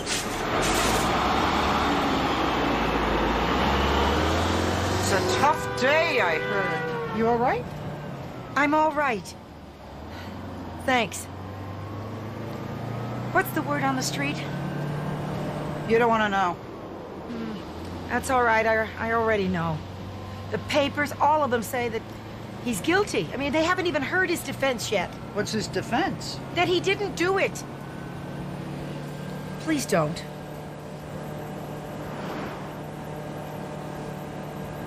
Officer Bolton, after you responded to the 911 call, did you apprehend a suspect in the woods surrounding the Page home? Yes, I did. Do you see that man in the courtroom today? Yes. Would you please point him out? Is the gentleman sitting at the defense table there? Let the record show that he has identified the defendant, Thomas Prescott. Your witness? Officer, do you agree with the prosecution's theory for the motive in this crime? Yes, it was a burglary that went wrong. And what makes you believe that? The victim's purse was stolen, which contained some cash and credit cards. There's some jewelry missing as well. Several rings, an ID necklace, bracelets. Thank you. That's in the record. Now, on the night that you arrested Mr. Prescott, was he in possession of the victim's purse? Well, no, but they usually don't hang on to... Just answer the question yes or no, officer. No purse. Was he in possession of the stolen jewelry? No. Were there any traces of gunpowder on his hands? No. Was there any blood on his clothing? No. Nothing further. Your Honor. Prosecution may redirect. Officer Bolton, is it possible to fire a handgun and not leave gunpowder residue on your hand? Sure, if he's wearing gloves and he dumps them afterwards. Objection, speculation? Overruled. You open the door, Counselor. Thank you, Your Honor. Officer, how would you describe the terrain around the Page home? It's a heavily wooded area. Did the police conduct a thorough search for evidence in that area? Yeah, but it would take 100 men all year to look everywhere. So, in your opinion, it would be possible for someone to hide evidence in that wooded area that would not be found? Very possible. Thank you very much.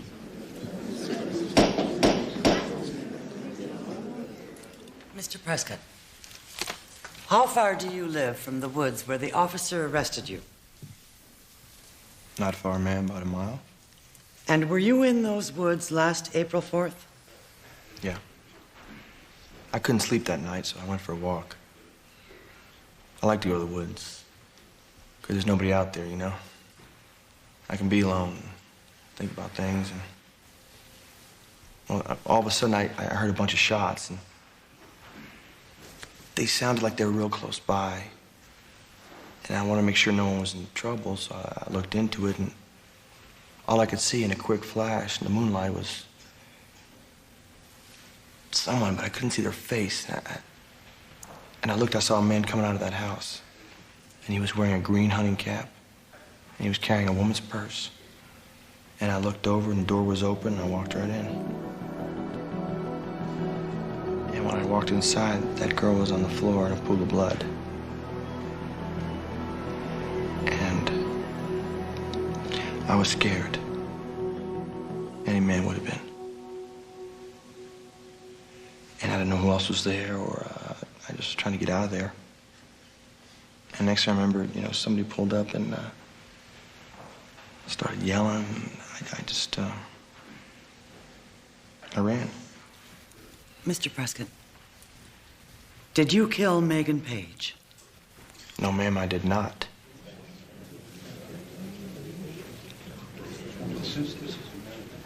Your witness? Well, tell me something, Mr. Prescott. Do you frequently go walking at night all dressed in black? No, sir, it's just what I had on, that's all. Don't you usually wear black clothes when you're committing crimes? Your Honor? Mr. Reynolds, you know better than that. I apologize. I withdraw the question. He does not have a regular job. He works part-time at a gas station. He goes for walks in the woods, just to get away from the world. You may see someone who does not fit your idea of a model citizen. But most importantly, you did not see him, nor did anyone else see him commit this crime. He was simply in the wrong place at the wrong time. The fact is, the prosecution has failed to meet their burden of proof. They have given you no physical evidence that links Thomas with this crime. And without that evidence, you are compelled by law to find Thomas Prescott not guilty. Look, the defendant admits he was there. He was in the house. And a person gets scared and they run because they're guilty, not because they're innocent. And just because he's hidden this gun in a place where it can't be found does not mean he didn't commit this crime. We know who killed Megan Page, and it wasn't somebody in a green hunting cap. It was Thomas Prescott. And it's time for you to tell this man that you know it too. Your Honor? Order. Order. All right, Mr. Prescott, that's enough. Let's get to the jury instructions so they can begin deliberations. Waiting out a verdict like this, my heart goes out to you and that poor Mr. Page. Thank you. I am sorry about his daughter, too. Very sorry. But my Thomas has had nothing to do with this. I didn't mean to say that.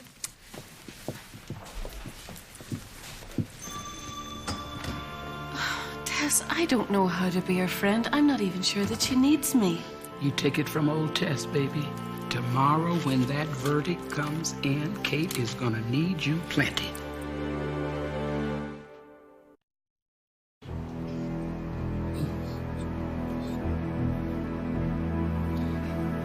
Mr. Foreman, have you reached a verdict? Yes, Your Honor.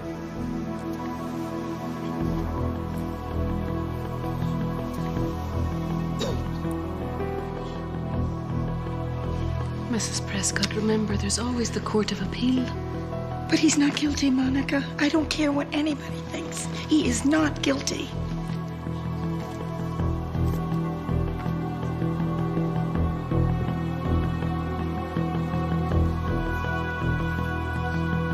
Mr. Foreman, have you all agreed on your verdict?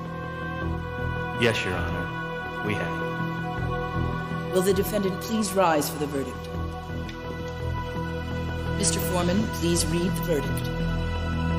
We, the jury, find the defendant, Thomas Prescott, not guilty. Order! Order! I will have order in this courtroom. Order! Order!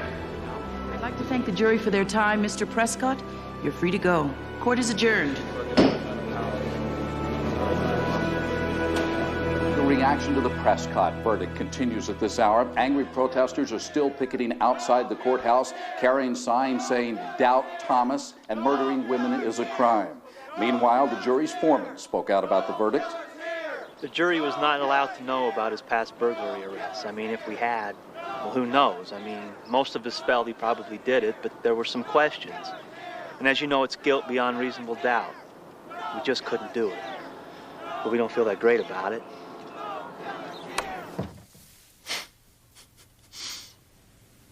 Not guilty. Not. Hello? Hey, Bill, what's going on, man? Yeah, no, I was just about to call you about my schedule.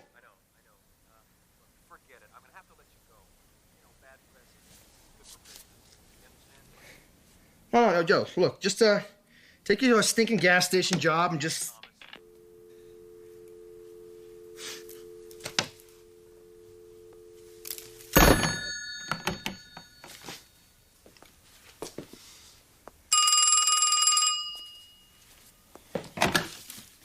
Hello? Yeah, who's this now? Oh, yeah, this is the killer, yeah. Yeah, no, this is the killer. Yeah, why don't you come over here right now and I'll kill you, okay? Okay, yeah,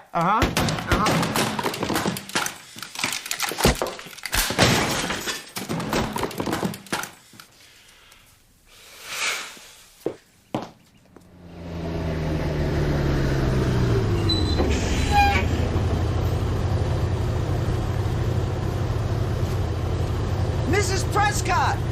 Word on the street is that Leonard Page is getting the whole town up in arms. Thomas is not guilty. People need to get over it. No kidding.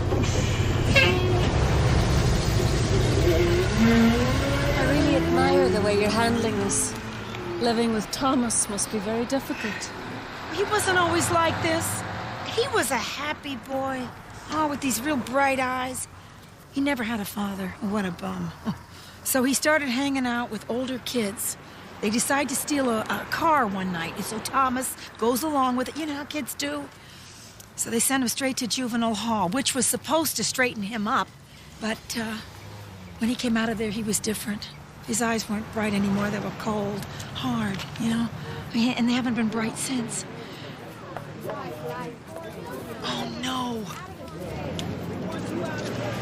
We had evidence in this case that was far beyond... Get out of here! There he is! There he is! Tommy! Oh, Tommy! No! Tommy, stop! Want some? Thomas! Thomas, get in the house! Get in the house! Tom, go inside! Inside now! Go home, everybody! Go home! Go away! Go home, everybody!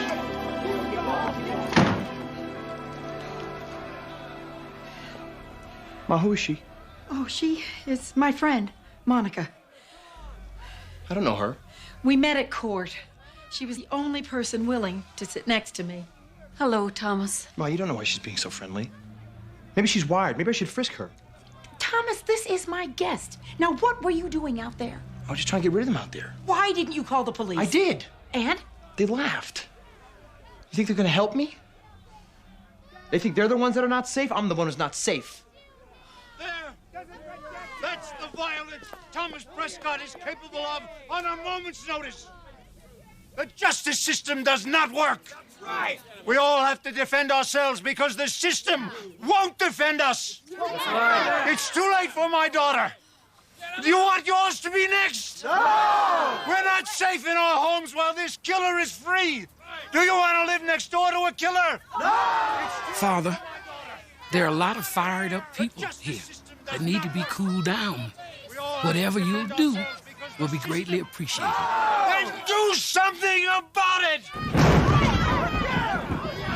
That's a nice touch.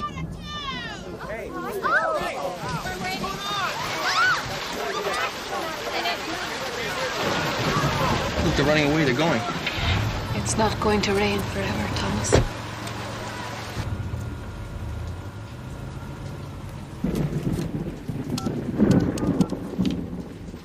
Yes, can I please have the number of Channel 6 News? I'm here with Kate Prescott, mother of acquitted murder suspect Thomas Prescott. Mrs. Prescott, why did you request this interview? Well, Thomas has been found not guilty. Now, everyone leave him alone. Please, leave us alone. May we speak to your son? He's not here. Where is he? Well, I'm not going to tell you. He has been through enough. Tommy has had problems in his life like anybody else. But he never hurt that poor girl. He has never, ever hurt anyone. There is absolutely no evidence that my son did anything wrong. People, just want someone to blame. The police haven't even bothered to look for the man in the green hunting cap. See, Tommy could never do this. He couldn't. He wouldn't. I know my son.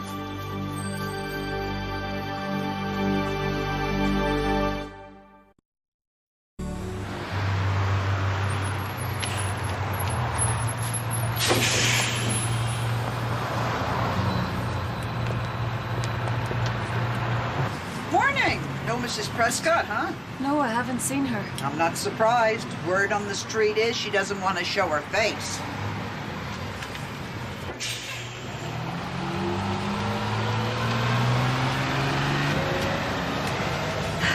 I'm worried about Kate.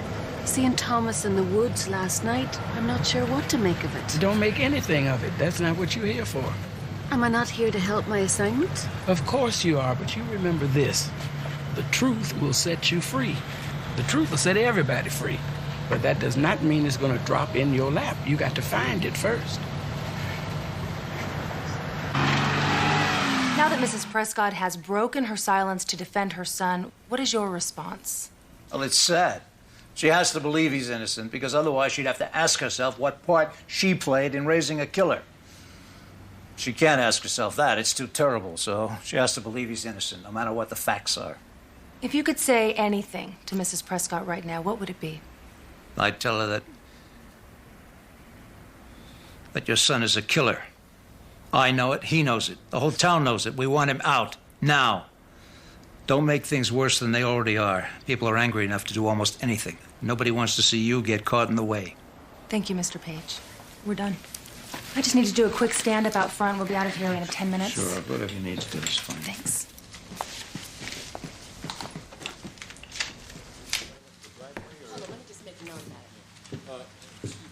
You want to take him to the driveway, or yeah, I'll cross the street so you can see the whole house. Hello, Mr. Page. I'm sorry, I didn't see you. I got a message for you. Oh, from the police? No, it's from God. God. Seeing as how you're a man who thinks only his view is right, I know you're going to have trouble with this concept, but listen to me here. In this world, there are two kinds of judgment, God's judgment and man's judgment. I'm sorry, what? Man has judged Thomas Prescott with the only system it has, the legal system. Which is not a perfect system. Of course not. It's operated by man, but man has spoken. And whether you like it or not, the verdict is what it is. And the only judgment still left to be made is God's judgment. Are you crazy? Are you saying he should walk away free? I assure you that God's judgment is more just than you can imagine. And whoever killed your daughter is gonna have to answer to him. No. Whoever killed my daughter is going to have to answer to me. What do you want, Mr. Page? Justice or revenge? What's the difference? The difference is that one of them is right, and the other one is wrong. Is this woman with you? This woman who's in here, is she with you because it...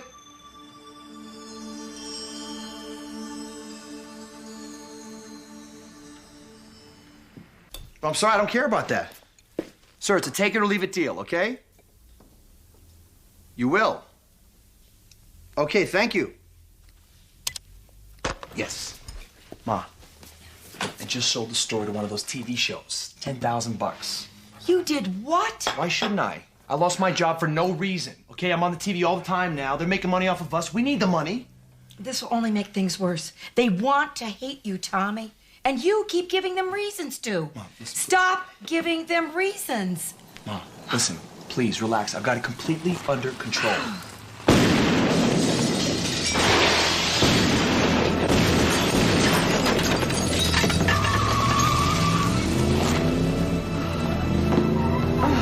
You all right, dear? Yeah, I think so. But you know, I felt like I got hit. He tried to kill me. He tried to kill all of us. Leonard Page is after my son. He's never going to leave us alone. May I make a suggestion?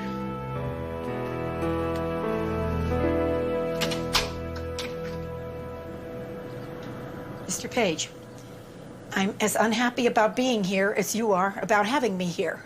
I doubt that, Mrs. Prescott.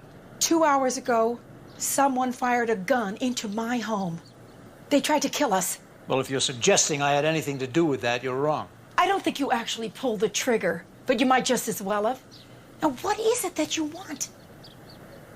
I want your son dead. Since I can't have that legally, I want him the hell out of this town. We're not gonna move. You leave us alone. Like your son left my daughter alone? The jury said not guilty. The jury was wrong. Look at my daughter, Mrs. Prescott. Take a real good look at her. Look at her. This is what was taken away from me.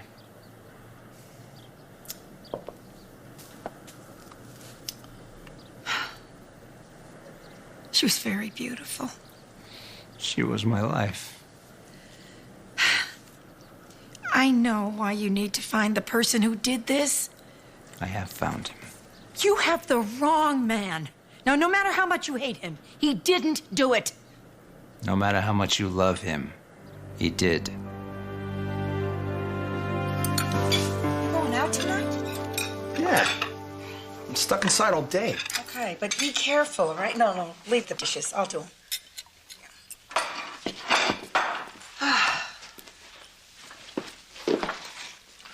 I picked this up this afternoon.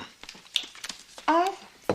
Just a little something to say thanks for hanging in there with me. Oh, well, thank you. I thought you stayed in today. Whatever. Frida, All right. You're my favorite girl.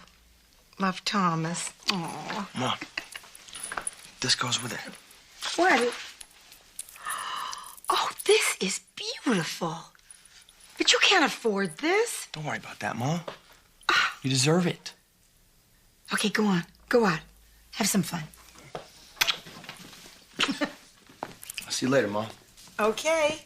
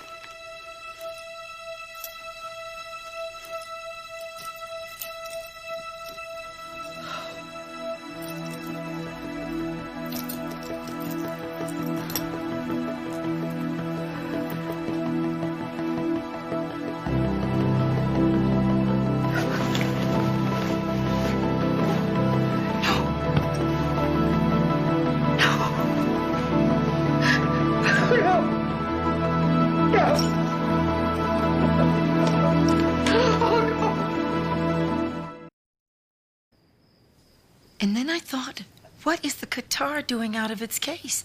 So I opened the case, and there it was. I feel like such a fool. Oh, Kate, there's nothing you could have done. You can't say that.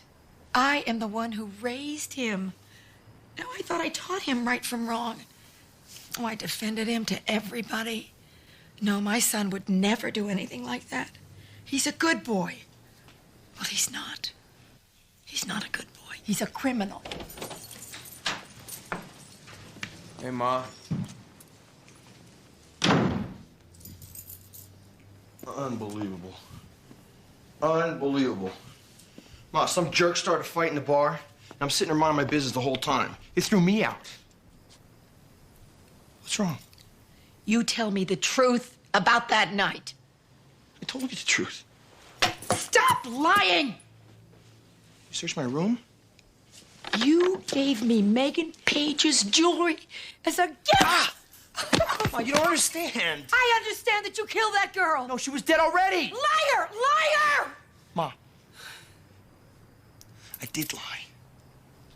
But not about that, Ma. I was in the woods that night, but I was just looking for something to steal, Ma. Nothing big. Just something to make a couple bucks on. And then I heard these shots. So I went to look and see what was going on. And I saw this guy with a green hat, and he was running. He ran right by me. So I went inside, Ma. And I was just looking around. And then I saw the girl. She was just lying there, Ma. Lifeless. And then I was gonna call 911. But then I saw the jewelry. I don't know, Ma. I just had to take it. I don't even know why. By the time I got out of there, the father came home, so I left. That's it, Ma. I swear that's the truth. Well, I don't believe you. Ma! Don't call me that anymore. Ma! No more. No. I thought you believed in me. I used to.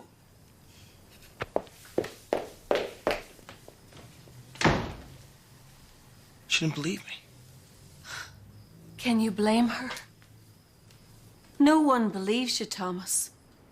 How could you do it? And how could you do it to her? I didn't.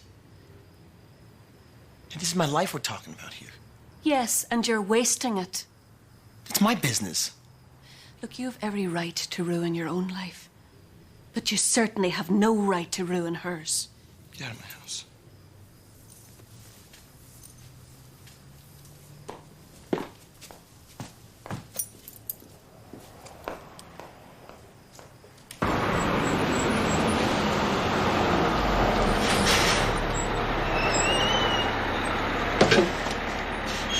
Hi. Have you heard? Heard what? I found the jewelry in his room. And I am so sorry for everything he has done. I don't know why he did what he did. But I'm just so sorry.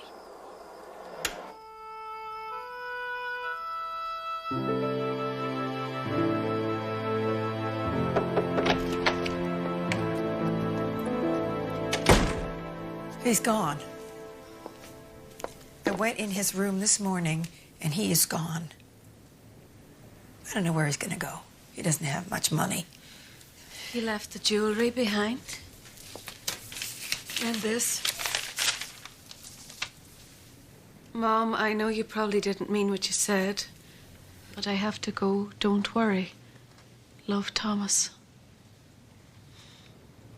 Step out of the car. Have you stepped toward the police car? Put your hand in the car for me, please. Put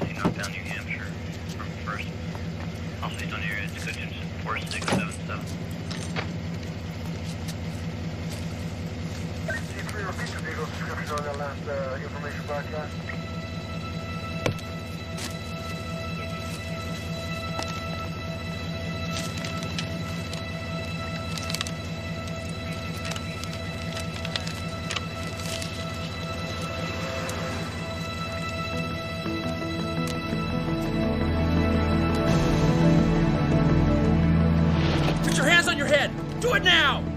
You're under arrest. Cuff him, Pete. You have the right to remain silent. Anything you say can and will be used against you in a court of law. You have the right to an attorney. If you cannot afford an attorney, one will be appointed. Hello? Yes, it is. Yes, Sergeant. Are you sure? Oh, my God. Our top story tonight. Police say they have arrested the man who was the killer of college student Megan Page. The suspect is described as having a history of violence and has apparently confessed to the killing. They say he laughed as she pleaded in vain for her life. Bill will be along with that weekend weather forecast, and Dave will have all the sports scores a little bit later. Oh, I didn't hear the door. I didn't use the door. Monica, I'm not much of a people person, but I don't know how I could have gotten through this if you hadn't been watching over me. You've been a real angel. Just like one.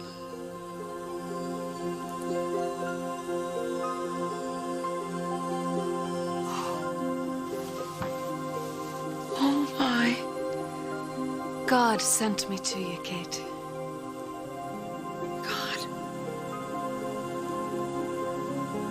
God is real. Oh, yes. More than real. There have been so many times I've prayed. And he really is there.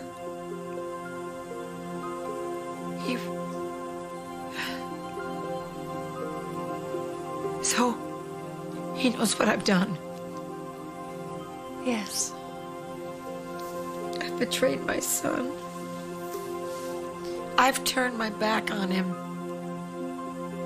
I did the one thing I never thought I could ever do. I failed him. I failed God. Oh, my God. Kate, I didn't come here to watch you condemn yourself. God doesn't want that. Everybody fails sometimes. Not like this. Exactly like this. You exchanged your faith for evidence. You stopped believing in what you knew, and you started believing in what you saw. But you see, faith is the evidence of what you can't see. So put your faith in God, who you can't see, and trust him to right the wrongs with Thomas. Let him speak to you and to everyone else who has failed him. Like Leonard Page. Yes. You two are more alike than you are different. You have both suffered great pain. But with God's help, you can turn judgment into compassion. You can turn hate into forgiveness. You must forgive Leonard Page. And Kate, you need to forgive yourself too. Oh, I could never do that. I wasn't there when my son needed me the most. Nobody is perfect except the one who sent me here. And he sends perfect peace to imperfect you and imperfect Thomas.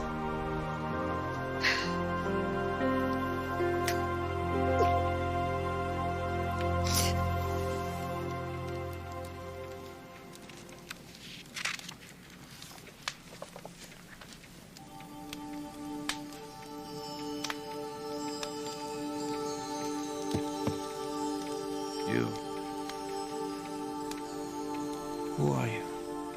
My name is Tess. I'm an angel. And now I'll tell you who you are. You're a man so full of hate and pain, you want the whole world to feel it too. I have the right to hate. Maybe so. But who does it really hurt? The man who killed your daughter or you? Hate is more toxic than any chemical, Mr. Page. It poisons from the inside out. And it's a fast-acting poison. Before you know it, you're filled with it. Hate's in charge, and you can't control it anymore. You thought by blaming that boy for what happened that it would make you feel better. Did it? It was a mistake, but now they've caught the right man. Yes, they have, but what difference does it make? Do you turn your hate around and start the whole thing all over again? The only thing you can do with this man, Leonard Page, is forgive him. Never. Forgiveness is not a sign of weakness. It's a sign of strength. Hating is easy. Forgiving is hard. My baby is gone. She's gone, but not lost, and another father is taking very good care of her right now. But I should have been here. I should have protected her. There was nothing you could do. And sometimes admitting that is the hardest part. You did not have the power to stop it. I'll never see her again. No, honey, we angels don't talk about never. I believe that you'll hold your little girl in your arms again someday. But in the meantime, realize that Megan is never too far away. A part of her will live in you for all of time. And there's a part of you inside her right now, today.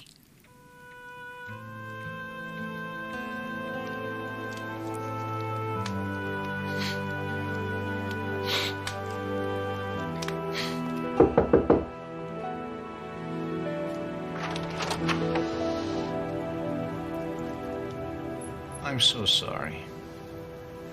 Please come in.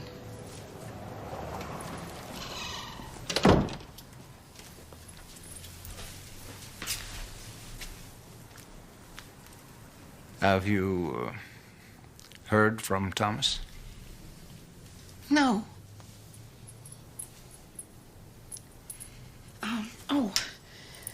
This belongs to you too.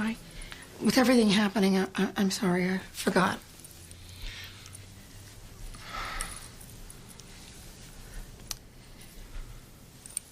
I would like you to keep this.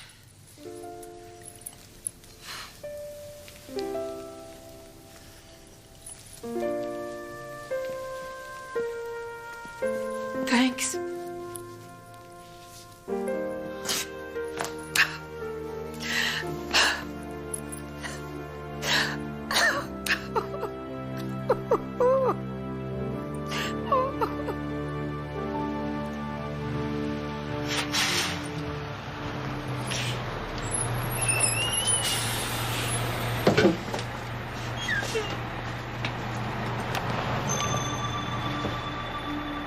Tess, where's Mrs. Angeli? She got transferred. Oh, too bad. There was something about her I really liked. She said the same thing about you. She did? She did a good job, too. Yes, it must be very difficult driving a bus. Oh, that wasn't her job. That was just her assignment. Her assignment? You mean? She was the advance angel on this case. She set it up so the caseworker could do her job. Imagine that. But then I guess the only question I have is about Thomas. Well, what is that, angel girl? He left the jewelry behind. He's going straight, isn't he? He surely is. And Leonard Page has declined to press charges on the stolen jewelry. He says it's time for healing. Well, that's very nice, but Thomas seems to be the forgotten soul here. I mean, wherever he is, he's alone. You know better than that, baby.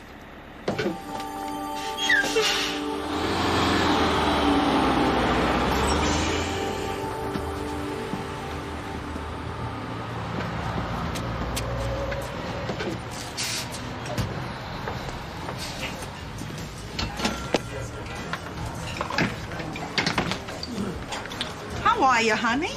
Are you new around here? My name is Mrs. Angeli. That's like Angel, but there's an I on the end. Do you want some coffee? Yeah. All right, now listen, we have a blue plate special, but trust me, I wouldn't try it. There's my smile.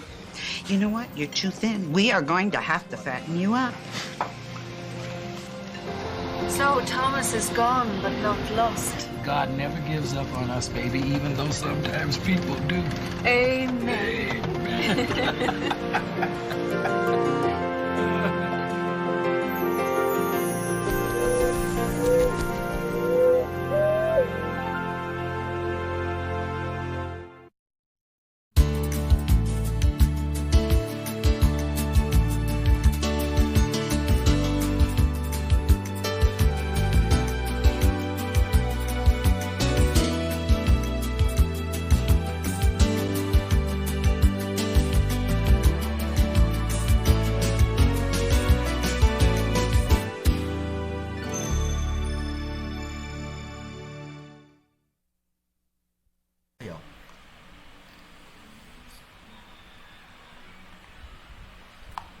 Nice. Đâu rồi? Thôi đá vô ta live cho dễ.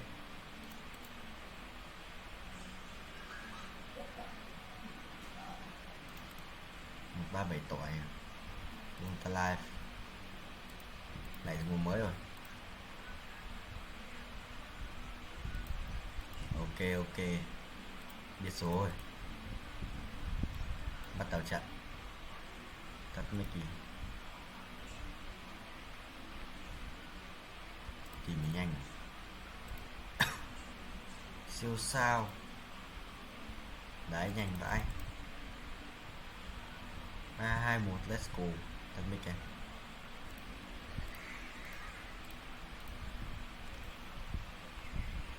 Nguyễn Văn Thuận 128 à?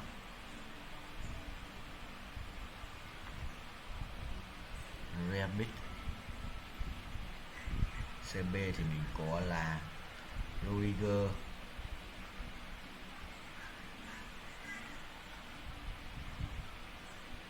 Thôi đá CB rồi. Phil Foden này.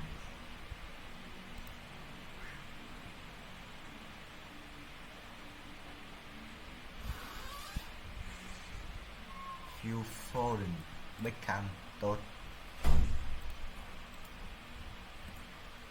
Let's go. 4,3k, 1,7k, 36k. Farm cực nhanh trời, 2,1 tuổi. Đây rồi. Let's go. Chuyền bóng rao. Đánh chuyền 2.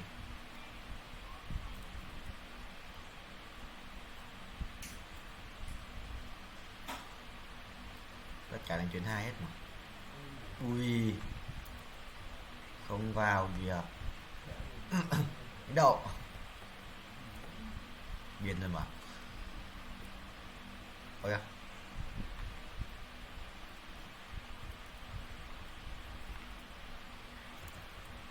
Cái bóng nhìn ảo quá. Chả biết đâu vào đâu.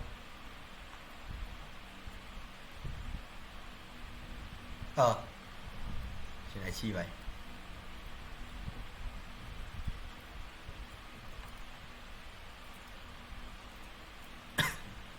Cơ hội.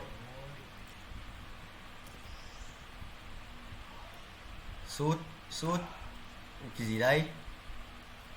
Cha mày.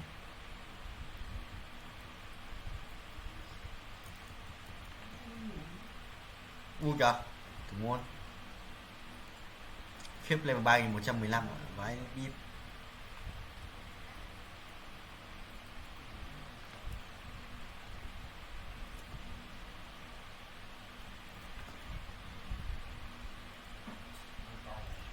Bảo đấy thôi đấy. Ui, Nguyễn Văn Thuận ơi.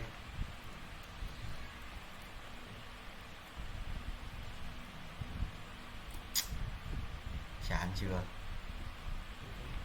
Ui trời ơi, 0-2.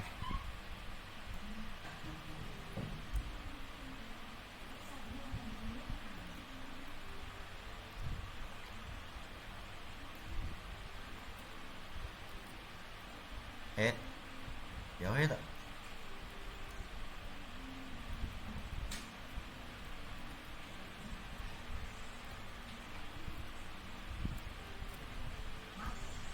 Nhớ rồi.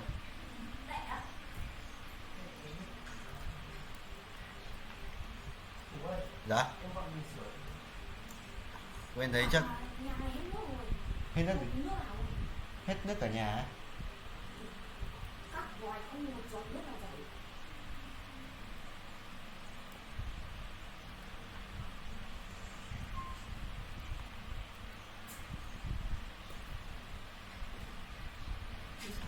Hả?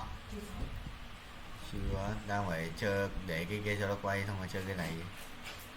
Bánh quay kia mà, nhưng bật màn khác nó không mất.